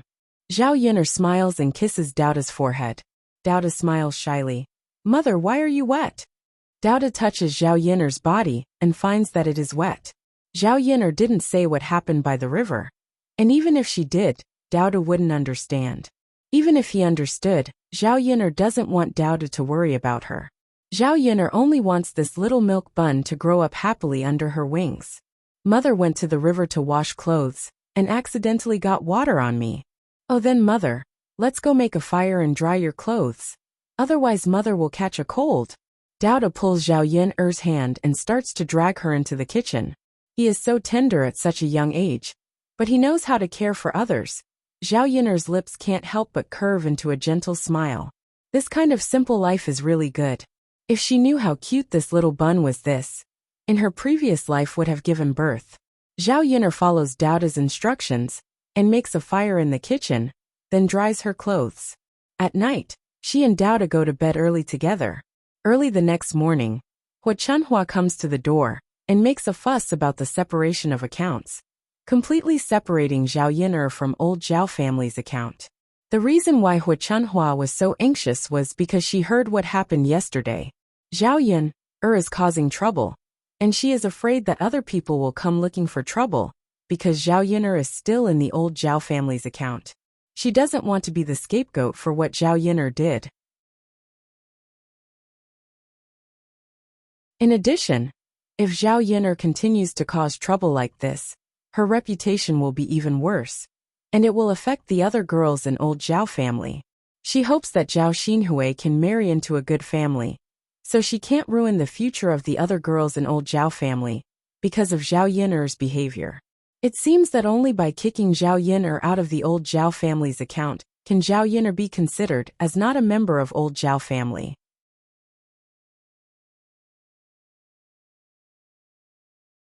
Chapter 184. Without hesitation, Zhao Yun'er agreed to go to Li Zheng's place with Hua Chunhua and Zhao Baoshan to go through the separation procedures. After the separation, old Zhao's family wouldn't have to worry about the money she earned in the future. After she saved enough money, she could buy land and build a house. These things wouldn't have to go through old Zhao's family. Seeing that Zhao Yun'er agreed, Hua Chunhua didn't continue to make a fuss. She felt that Zhao Yun'er was an eyesore. Hua Chunhua, as a woman, couldn't get involved in the separation procedures at Li Zheng's place, so she handed it over to Zhao Baoshan. On the way, Zhao Baoshan said to Zhao Yun'er, "Yun'er, are you really planning to separate?" Zhao Yun'er saw the guilt in Zhao Baoshan's eyes. The corners of her mouth curled up as she said, "Grandpa, is it okay if I don't separate?" Zhao Baoshan sighed. "Yun'er, if you don't want to separate, I'll talk to your grandma later and persuade her again. It should be okay." Zhao Yun'er looked at Zhao Baoshan deeply. Of course, she wouldn't let Zhao Baoshan persuade Hua Chunhua. It wasn't easy for her to have the opportunity to separate. If she let Zhao Baoshan persuade her again, wouldn't she be smashing her own feet? However, Zhao Yun'er still wanted to keep Zhao Baoshan in suspense to see if she could dig out the past. "Grandpa, what good will it do me if I don't separate? Has old Zhao's family ever given me anything over the years? When I was bullied, did they come out to help me?" Zhao Yun'er asked in a sarcastic tone. Zhao Baoshan seemed to be unusually embarrassed. He looked at Zhao Yun'er apologetically and said, "Yun'er, I know we've wronged you all these years. All right, Grandpa, you don't need to say any more. It won't do me any good if we don't separate. After the separation, I'll be more comfortable alone, so Grandma won't keep nagging me." Zhao Baoshan heaved a deep sigh. He had wronged this girl all these years. He indeed didn't do a good job. When something happened, he could only escape. Zhao Yun'er was disappointed in old Zhao's family, so it was normal that she wanted to separate. Zhao Baoshan walked in front of Zhao Yun'er, looking helpless and lonely. Zhao Yun'er said softly behind Zhao Baoshan, "Grandpa, you're acting like this because you feel guilty in your heart. If it weren't for you, I wouldn't be like this today." Zhao Baoshan was struck dumb for a second. He stopped and looked back at Zhao Yun'er. "Yun'er, I know I'm sorry for what I've done to you, but there's nothing I can do about it." Zhao Baoshan's face was full of helplessness. He didn't know how to justify his previous actions. However, it seemed that no matter how he explained, it was useless, because Zhao Yun'er shouldn't have been sacrificed in this matter. Zhao Yun'er stared coldly at Zhao Baoshan. She wasn't a kind-hearted person. She would forgive others if they pretended to be helpless and apologetic. Old Zhao's family made the original host pregnant before marriage.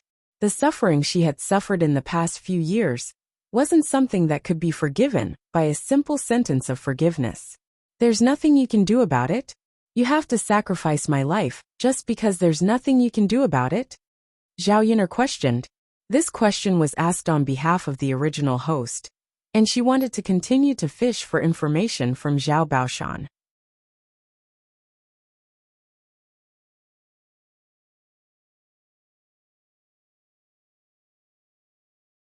Chapter 185. When Zhao Baoshan said this, he frowned. He must have been very worried about what had happened that year. After a pause, he continued.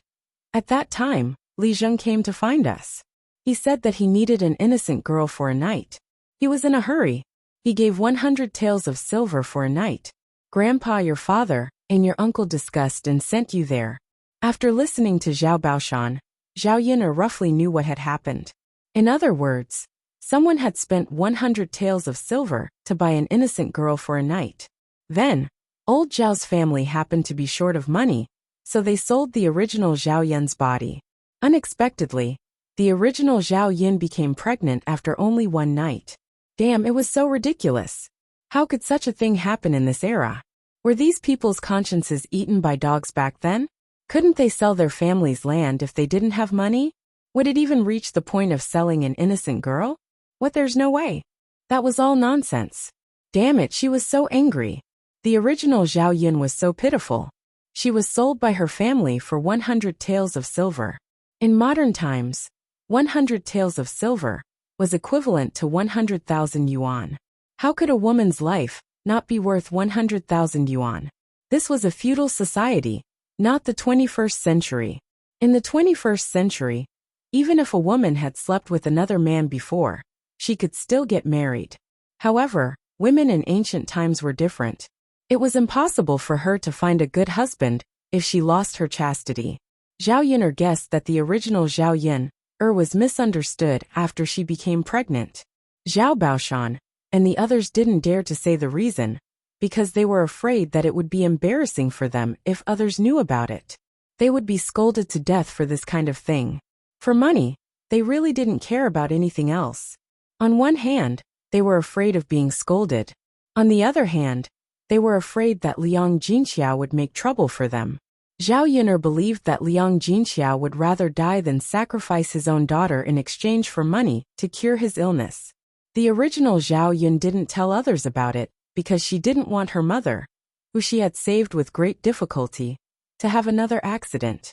Therefore, in the end, only the original Zhao Yun was the victim. She had been wronged for so many years. The men in old Zhao's family were really heartless. After hearing Zhao Baoshan's words, Zhao Yun'er's chest heaved up and down. If she could, she really wanted to catch those men and interrogate them one by one. How could they be so heartless? And beat them up? Seeing Zhao Yun'er's face turn black, Zhao Baoshan wanted to say something. Yun. Zhao Yun'er glanced at Zhao Baoshan coldly. That's enough. Don't pretend in front of me. I won't forgive you no matter how you pretend. You'd better not do anything to offend me. Otherwise, I don't mind telling others about what happened that year, and let old Zhao's family be ruined. The fierceness in Zhao Yun'er's eyes scared Zhao Baoshan. Zhao Baoshan's heart couldn't help trembling. At this moment, he believed what Zhao Yun'er said.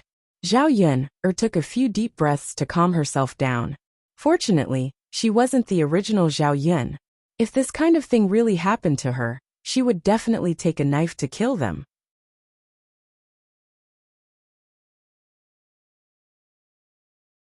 Chapter 186.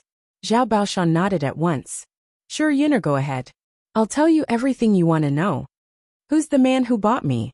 If she knew who the man who bought her was, she would know who Daoda's biological father was. Although she never planned to take Daoda to see her biological father, it was better for her to know. Perhaps she could avoid Daoda in the future once she knew who the man was.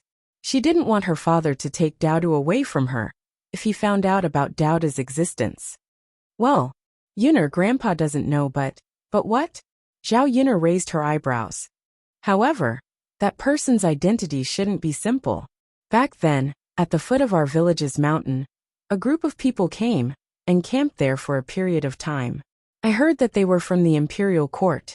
No one knows what they were doing at the foot of the mountain. Back then, it was Li Zheng who brought us there, Zhao Baoshan recalled as he spoke. Since they're from the government, they must be someone important. Yun'er, even if you have Daodu, don't think about it anymore. They must be someone important. It's possible that they won't accept an abandoned child. In this era, illegitimate children weren't accepted very well. That was why Zhao Baoshan said that to remind Zhao Yun'er. He thought that Zhao Yun'er wanted to bring Daoda back to her family. Zhao Yun'er glanced at Zhao Baoshan. I see. That was all Zhao Baoshan knew.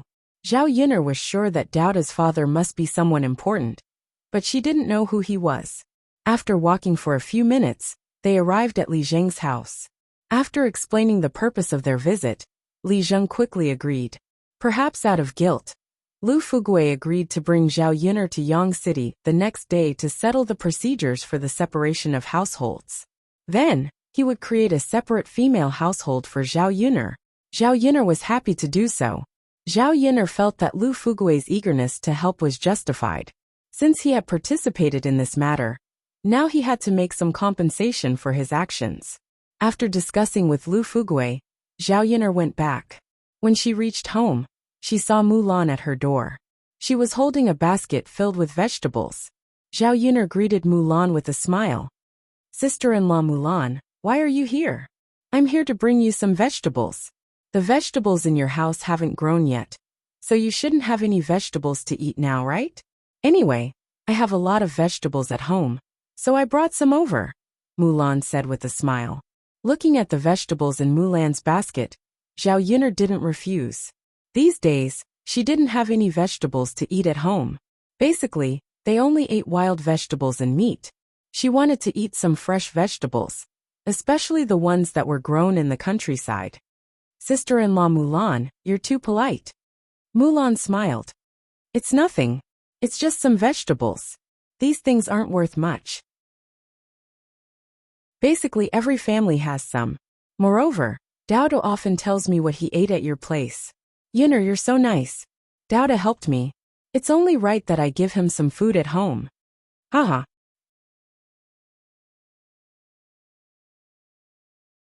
Chapter 187. Zhao Yunner was really afraid that the old lady of family Zhu would blame Mulan if she knew that Mulan had sent so many vegetables over. Mulan shook her head. It's fine. My mother agreed to let me send them over. Didn't you go to my house last time? My sister-in-law's baby is almost cured according to your method.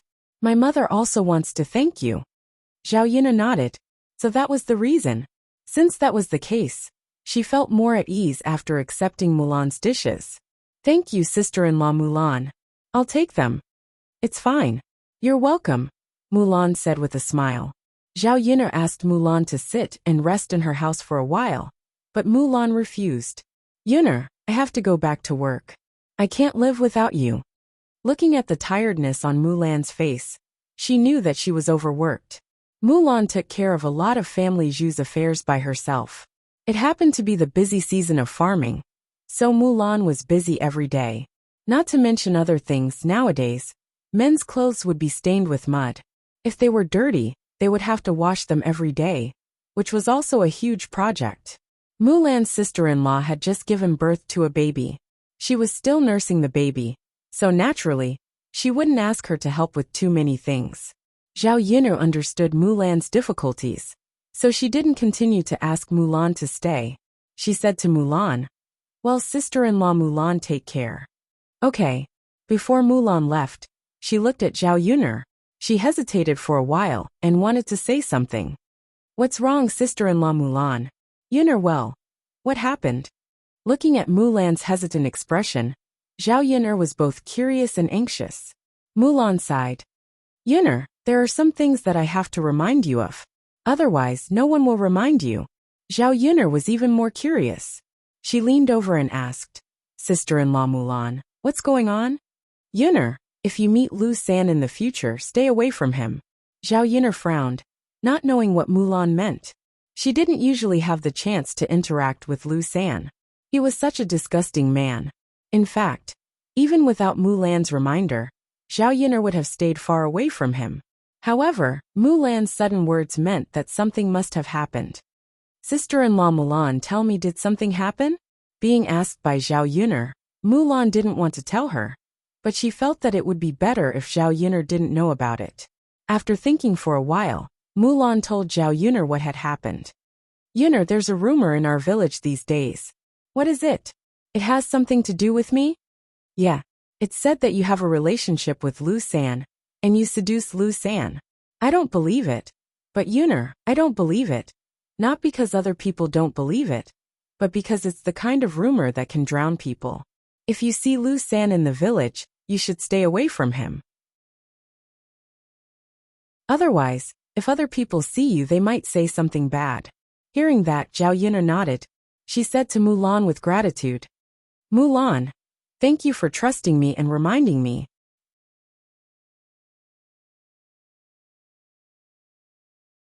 Chapter 188. Okay, Mulan, I got it. By the way, Mulan, do you know who spread the rumor? There was no smoke without fire. Someone must be behind this and adding fuel to the fire. If she knew who it was, she definitely wouldn't let it go easily. How dare they link her to Lu San? Mulan shook her head and said, Yunner, I don't know who spread the rumor either.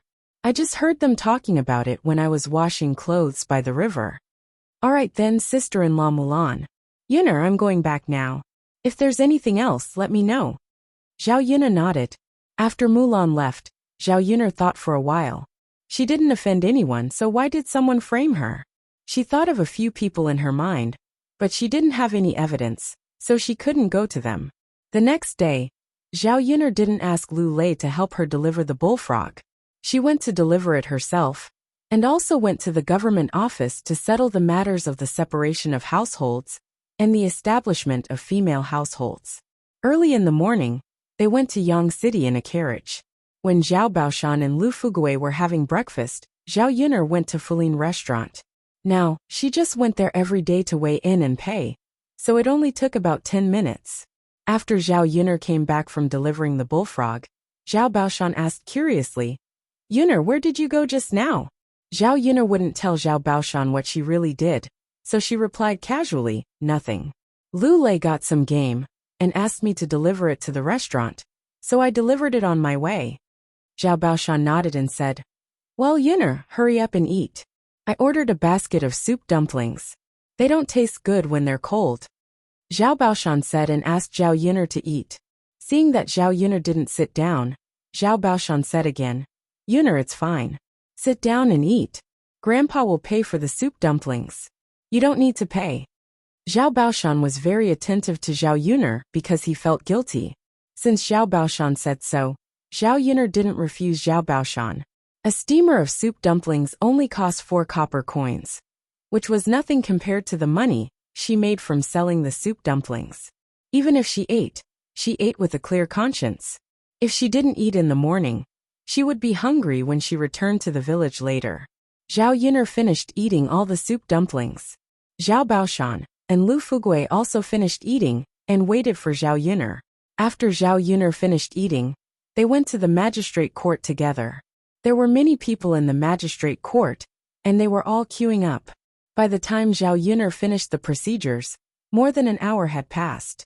After registering as a female, the magistrate court issued a thin booklet to Zhao Yuner, which was similar to a household register in the 21st century.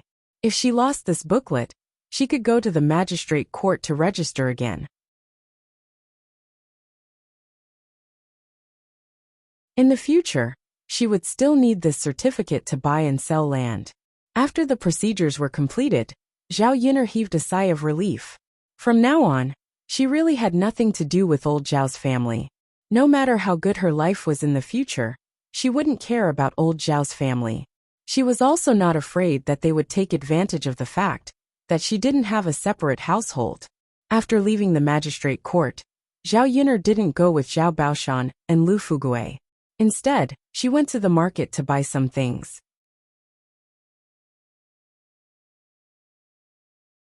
Chapter 189. In the past, she was poor, so she couldn't afford to buy anything for Daodu. Now that she had sold Bullfrog and earned some money, Zhao Yuner wanted to buy some good things for Daodu. Daodu's clothes were already very shabby. He had never worn new clothes in his life. Children had soft skin and tender flesh, so they always wore coarse cloth clothes. Coarse cloth clothes were very painful to wear, so they weren't very comfortable and couldn't be compared to cotton clothes. There were many shops that sold clothes and cloth in Yang City. Generally, ready-made clothes were slightly more expensive. If one bought cloth and made clothes themselves, it would be much cheaper. Zhao Yuner earned some money, but she didn't want to waste it. It was better to save as much as possible. After all, if she wanted to build a house later, it would be a bigger expense. There were more rich people living in Yang City. The shops on the streets sold better cloth or silk. Zhao Yuner found a few shops and asked about the price. It was at least a few hundred copper coins and 1 tael of silver. Of course, it was normal for some expensive silk to cost dozens of taels or hundreds of taels. In Zhao Yuner's eyes, this kind of thing was a luxury right now. She couldn't afford it for the time being. Buying cloth for Daodu to make clothes was fine, as long as it was comfortable to wear. She wouldn't consider expensive clothes at the moment. Zhao Yuner found a few shops and finally found a shop in a small alley with good things and relatively low prices. However, it wasn't in the downtown area. The rent of the shop was relatively low, so the things in the shop were cheaper than other shops. Zhao Yuner went to the shop and picked some things. In the end, she chose a bolt of sapphire blue cloth and bought it. It cost 230 copper coins. She only earned 250 copper coins from Sun Zhongquan today. Today, she spent all her money on cloth. After buying the cloth, Zhao Yuner put it in the basket on her back and prepared to go back. Suddenly, a figure jumped out of the alley. His purple clothes were stained with blood. With the arrival of this person, the tip of Zhao Yun's nose also smelled a bloody smell. She couldn't help but frown and step back vigilantly. What was going on? Could it be a robbery? She had encountered many such situations in the 21st century. When she fixed her eyes and saw clearly, Zhao Yun'er exclaimed in her heart for a while. This person was none other than Mu Lianfeng, who could tell her what was going on. Zhao Yun'er rushed to Mu Lianfeng, helped Mu Lianfeng up from the ground, and asked, "What's wrong with you? Young Master Mu, how did you suffer such serious injuries? Wasn't it the Crown Prince?" There had to be someone to protect Mu Lianfeng, but there was no one by his side. If no one had discovered such a serious injury outside, would he have died outside? When Mu Lianfeng heard Zhao Yun'er's voice, he raised his head and met her eyes. When he saw Zhao Yun'er, he seemed a little surprised. "Miss Yun'er, how are you?" "No, I have to take you to the medical center first." If such a serious injury wasn't treated properly, it was easy to get into trouble. Mu Lianfeng pulled Zhao Yun'er and nodded. "No, Miss Yun'er, we can't go to the medical center now. Otherwise, you will be in danger."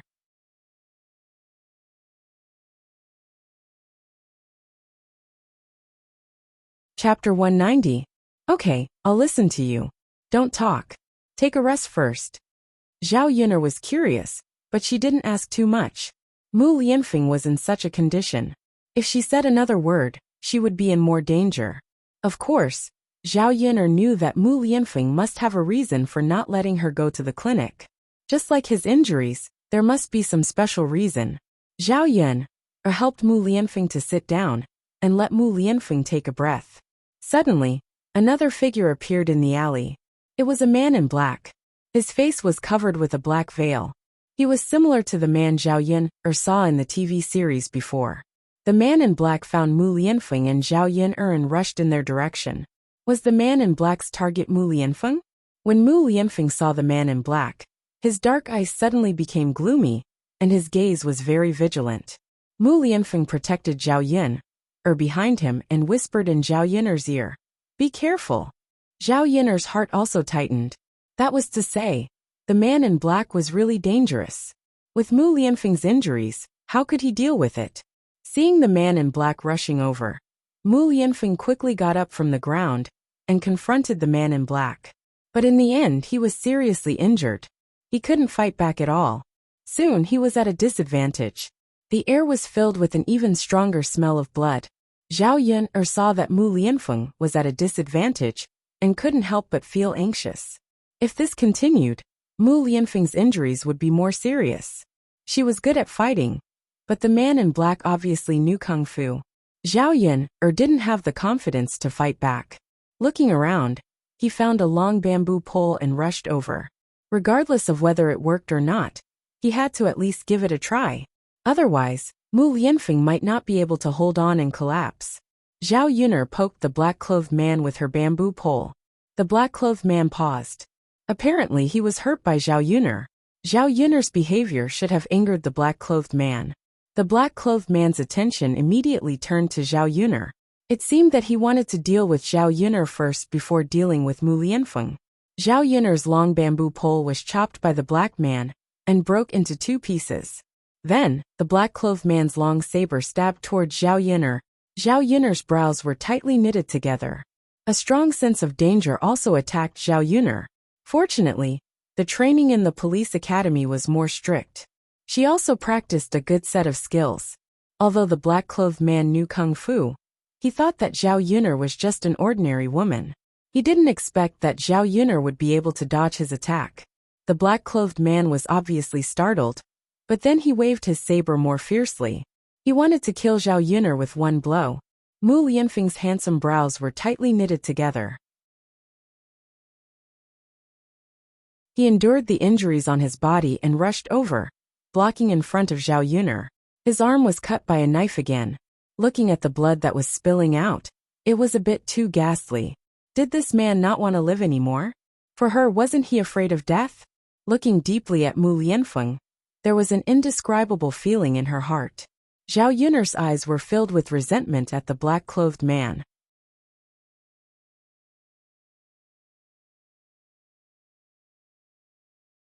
Chapter 191.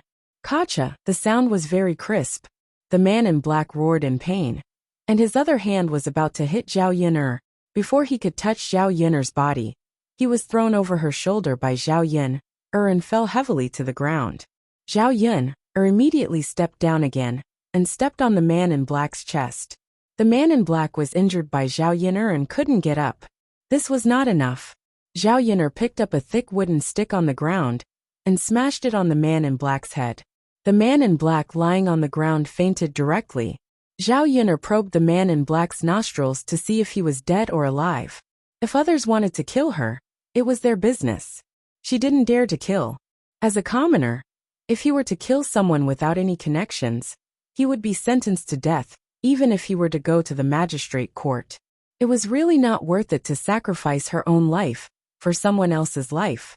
After confirming that the man in black was not dead, Zhao Yun'er breathed a sigh of relief. Zhao Yun'er turned back and saw Mu Lianfeng leaning against the corner of the wall.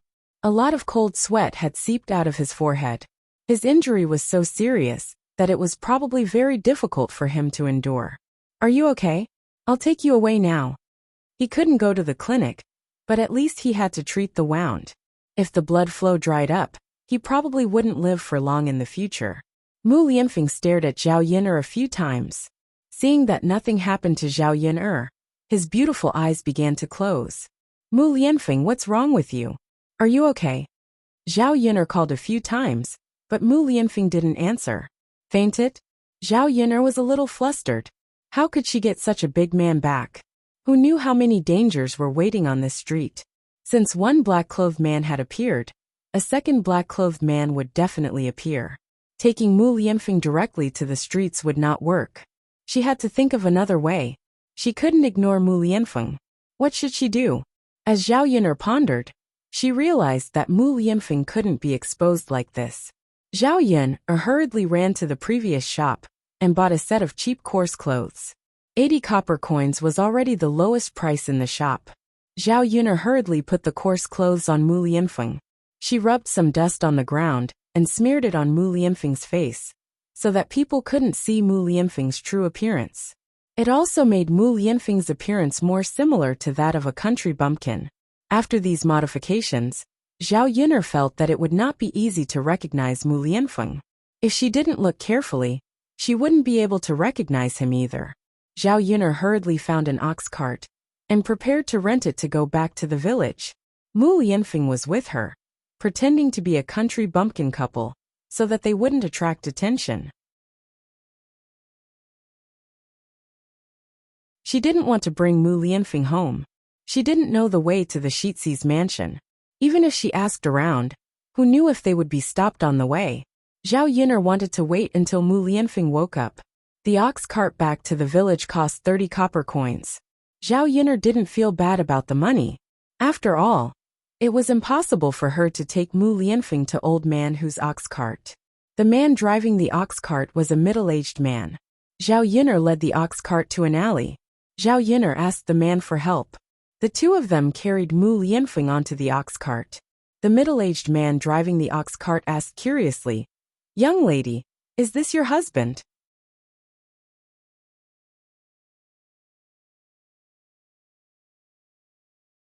Chapter 192. What's wrong with him? Zhao Yun'er sighed and squeezed out a few drops of tears. She said to the middle-aged man, "Big brother, my husband also has a hard life.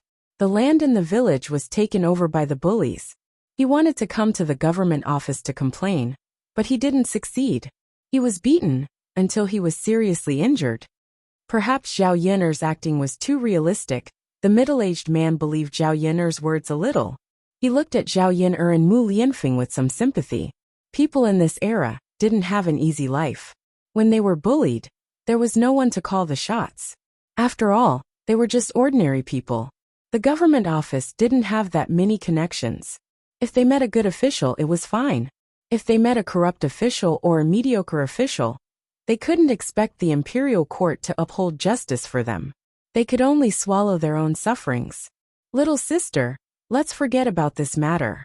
Otherwise, the next time Big Brother comes, he will have to suffer." Those bullies colluded in the imperial court. When you come they will know. It's normal to beat people. Zhao Yun'er nodded and looked at the middle-aged man gratefully. Thank you for your reminder, big brother. I can only swallow my own sufferings. My husband and I won't come again. Little sister, let's not talk about it. I'll send you back quickly. This big brother seems to be seriously injured. There's a bloody smell on his body. The medical center in the town is too expensive. Go back to the village and find a doctor to take a look. Okay, thank you, big brother. The ox cart returned to the village before Old Father Hu's carriage. Although the middle-aged man drove the ox cart faster than Old Father Hu's, it still took more than half an hour to reach the village. Zhao Yun'er was a little worried that they would meet someone on the road. When they saw the man beside her, they would come forward and ask.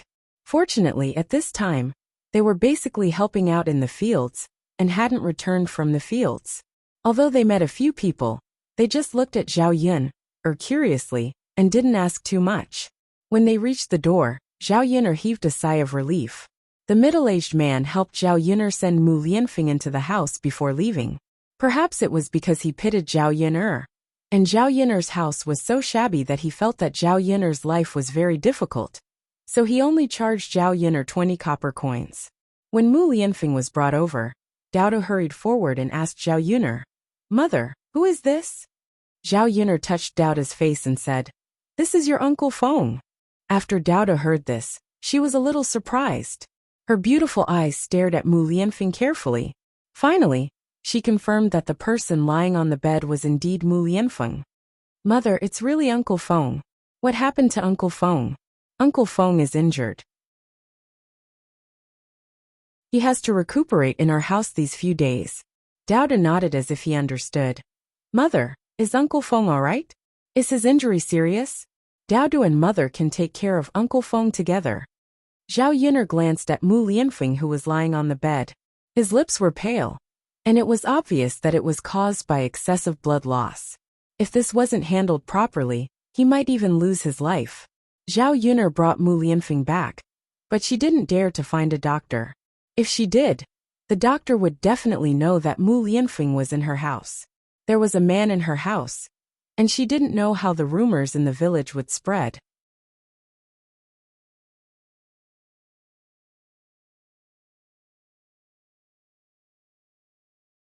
Chapter 193. Zhao Yun'er recalled that if she did not call for a doctor, she would have to treat Mu Lianfeng's wound herself. She had previously trained herself in wilderness survival skills, which included how to use the herbs in the mountains to treat herself after she was injured. There were many herbs that could stop bleeding. Zhao Yun'er remembered seeing thistles in the mountains before. She could just grind it and apply it to the wound.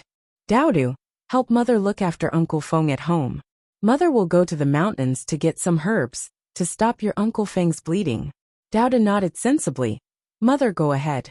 With Dao here, he will take good care of Uncle Feng. Zhao Yun'er patted Dao's head and praised. Dao is a man now. That's amazing. Before leaving the house, Zhao Yun'er closed the door. She was afraid that someone would come in and find Morong Qing when she was not at home. Carrying the basket on her back, Zhao Yun'er rushed up the mountain. Apart from the herbs to stop bleeding, she also had to pick some herbs to clear up the blood stasis.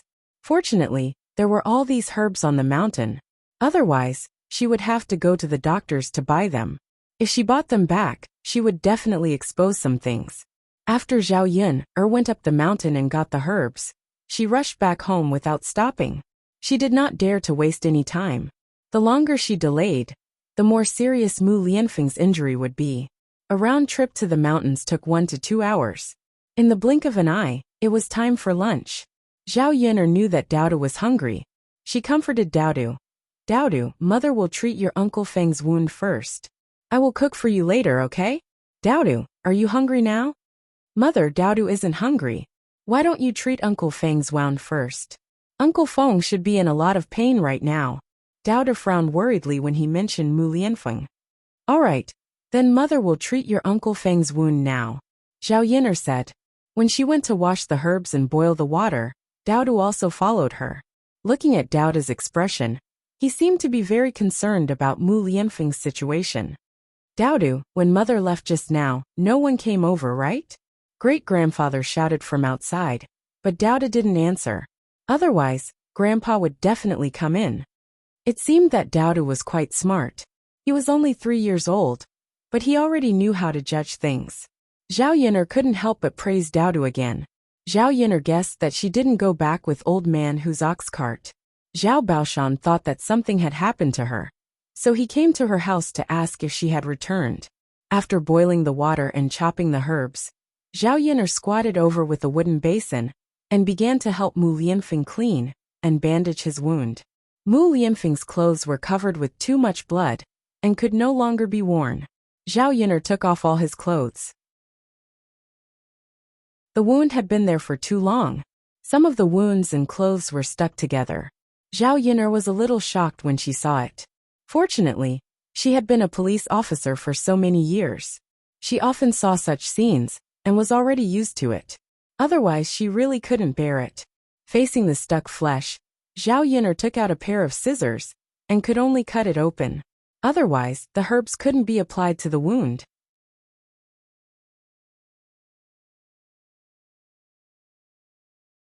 Chapter 194. It was not because of the wounds on Mu Lianfeng's body, but because she had to take off all of Mu Lianfeng's clothes when she was treating his wounds. Mu Lianfeng's underwear was not taken off. Zhao Yin'er was afraid that she would see something she should not see. Mu Lianfeng's wounds were all on his upper body, and the underwear he was wearing was not stained.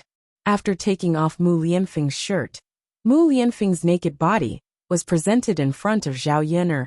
She had to admit that Mu Lianfeng's figure was really good. He had a sense of déjà vu, like a modern fitness expert, with majestic muscles on his body. Even the male comrades in the Public Security Bureau did not necessarily have such a good figure as Mu Lianfeng. Zhao Yin'er was a woman, a normal woman. Facing such a good-looking man with such a good figure like Mu Lianfeng, her heart could not help but beat faster, and she was a little excited. At this moment, her heart was very complicated. On one hand, she wanted to take a few more glances at Mu Lianfeng's good figure, and on the other hand, she thought that she should not be such a love-struck woman's behavior. Putting aside the fact that she was treating Mu Lianfeng's wounds, she really should not have taken advantage of him by looking at his body while he was asleep. Fortunately, Mu Lianfeng had fainted at this time. Otherwise, she was afraid that she would be even more embarrassed and at a loss. Zhao Yin'er bandaged Mu Lianfeng's wounds with a red face. In her nervousness, she could not help but pull Mu Lianfeng's wounds a few times. Mu Lianfeng frowned in pain. Zhao Yin'er was even more shocked. She thought that Mu Lianfeng would wake up from the pain. If he woke up and saw the scene of her undressing him, she did not know what he would think. After applying the herbal medicine, the bleeding wound stopped. Zhao Yin'er pulled a white cloth and bandaged it twice. Then, she helped Mu Lianfeng put on the clothes she bought today. As for Mu Lianfeng's clothes, Zhao Yin'er put them into the basin and soaked them. Later, he would wash the clothes and mend the torn areas. It should be able to be worn again. In the end, Mu Lianfeng still needed a change of clothes, and she didn't know how long Mu Lianfeng would stay in her house. After everything was done, Zhao Yin'er's forehead was covered with a layer of sweat. His stomach started to growl. He was so hungry that he felt a little dizzy. He had been too focused just now, and had used up a lot of energy. Zhao Yin'er knew that Douda was probably very hungry right now, so she quickly went to the kitchen to make lunch. Lunch was very simple. There were scrambled eggs with chives, cabbage, and egg soup. There was no meat, but for Douda, who had been hungry for a long time, it was very sweet. Mu Lianfeng was lying on Zhao Yin'er's bed. No one knew when he would wake up. Zhao Yin'er would go to check on Mu Lianfeng soon. She hoped that his condition would not worsen. Mu Lianfeng's condition did not show any signs of improvement.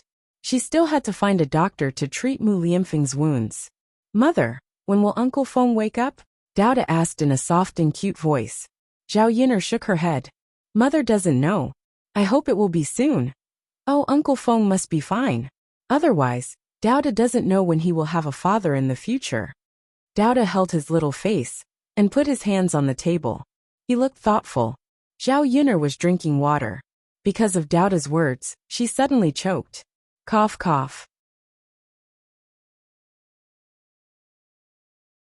Chapter 195. Zhao Yin'er waved her hand and said, "It's fine." No wonder this little boy cared so much about Mu Lianfeng. It turned out that he treated Mu Lianfeng as his own father. Zhao Yin'er didn't know what to say. "Mother, drink the water slowly," Dao Du exhorted with concern, as if he was exhorting a child. Zhao Yin'er didn't know whether to laugh or cry. In the afternoon, Zhao Yin'er stayed by Mu Lianfeng's bed. When Zhao Tianfu came over, the children went to catch bullfrogs again. Although she bought the fabric to make clothes for Dao Du, she hadn't made clothes herself yet. In the future, she would have to ask Aunt Lu or Liang Jinxiao for help. When it was close to evening, the two children came back from outside. Zhao Tianfu was carrying a wooden bucket in his hand. There weren't many bullfrogs in it. Looking at Dao Du and Zhao Tianfu's dirty clothes, it seemed that they were stained with mud. Zhao Yin'er frowned and asked with concern, "What happened to you two? Why are you so dirty? Did you fall into a muddy pit?" The two children lowered their heads and didn't say anything when Zhao Yin'er asked, "What happened?" "Dao to tell Niangqin. Otherwise Niangqin will be worried."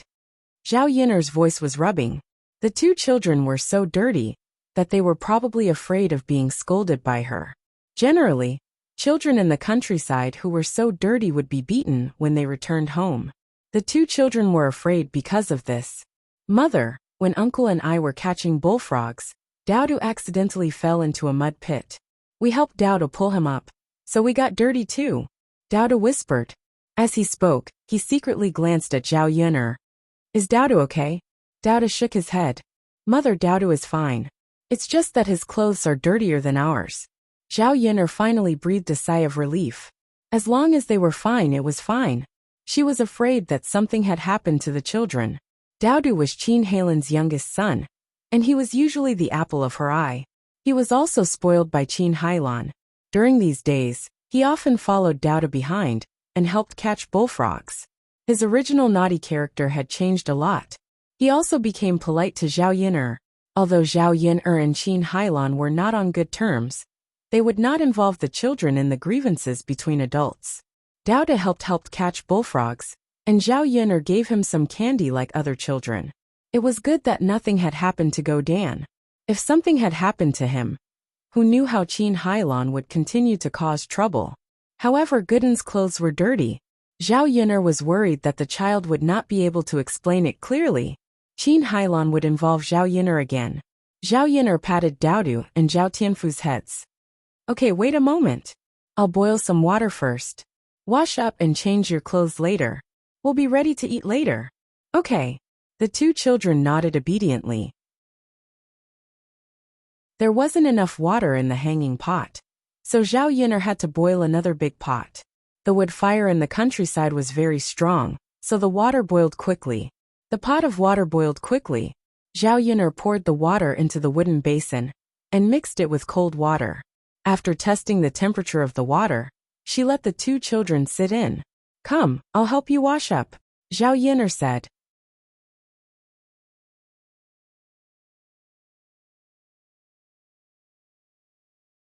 Chapter 196.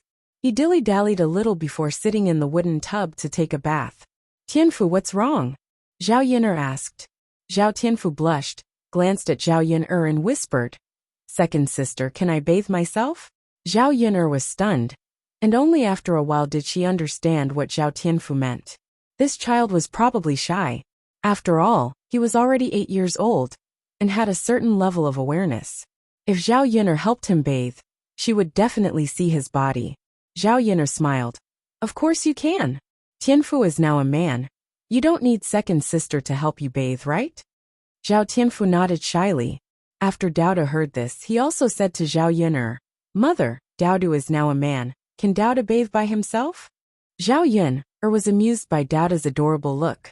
He was only 3 years old, and he said that he was a man. Children in the 21st century would probably follow their parents for food, right? How could they bathe by themselves? Zhao Yin'er couldn't help but sigh. Children in this ancient era were easy to take care of. She didn't have to wait on them like they were her ancestors. Dao Du can bathe by himself today, but mother will help you bathe in the future. Dao Du's expression was gloomy for a moment, but he quickly recovered. He looked up and smiled sweetly at Zhao Yin'er. Okay, mother. Dowda will bathe by himself today, and mother will help Dowdu in the future. Dowda can be a man today. Haha. Zhao Yin'er respected the two children very much. She consciously went out of the house, closed the door, and let the two children bathe by themselves. After about 10 minutes, the two children finished bathing.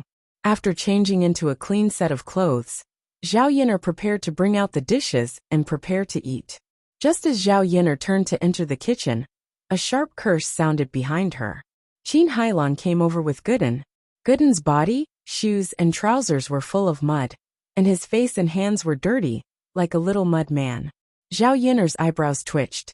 This child was really too dirty. Dowda's words just now were a little understated. Qin Hailan angrily questioned Zhao Yin'er. Zhao Yin'er, you little slut, look at what you've done to my Gooden. Today, you have to give me an explanation. Originally, Zhao Yin'er felt quite guilty when she saw Gooden like this. After all, Gooden was like this because he wanted to help her catch the bullfrog. But seeing Qin Hai's attitude, Zhao Yin'er felt uncomfortable. What kind of attitude was this? Couldn't a shrewish woman from the countryside speak properly? Really? What did she mean by giving her an explanation? She didn't push Gooden into the mud pit. Wasn't it normal for children to be careless? Zhao Yin'er's eyes showed a trace of disgust.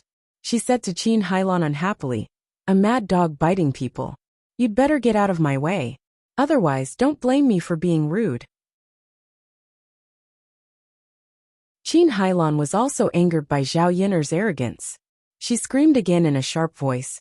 Zhao Yin'er, you bitch. You made my Gooden like this, and you're still so arrogant. Can you still be reasonable? Zhao Yin'er's mouth curved into a sarcastic smile. Reason is to reason with people, not with a mad dog. You're tuning in to the Journey of the Soul YouTube channel. Don't forget to subscribe and join us on this journey to catch the most captivating stories.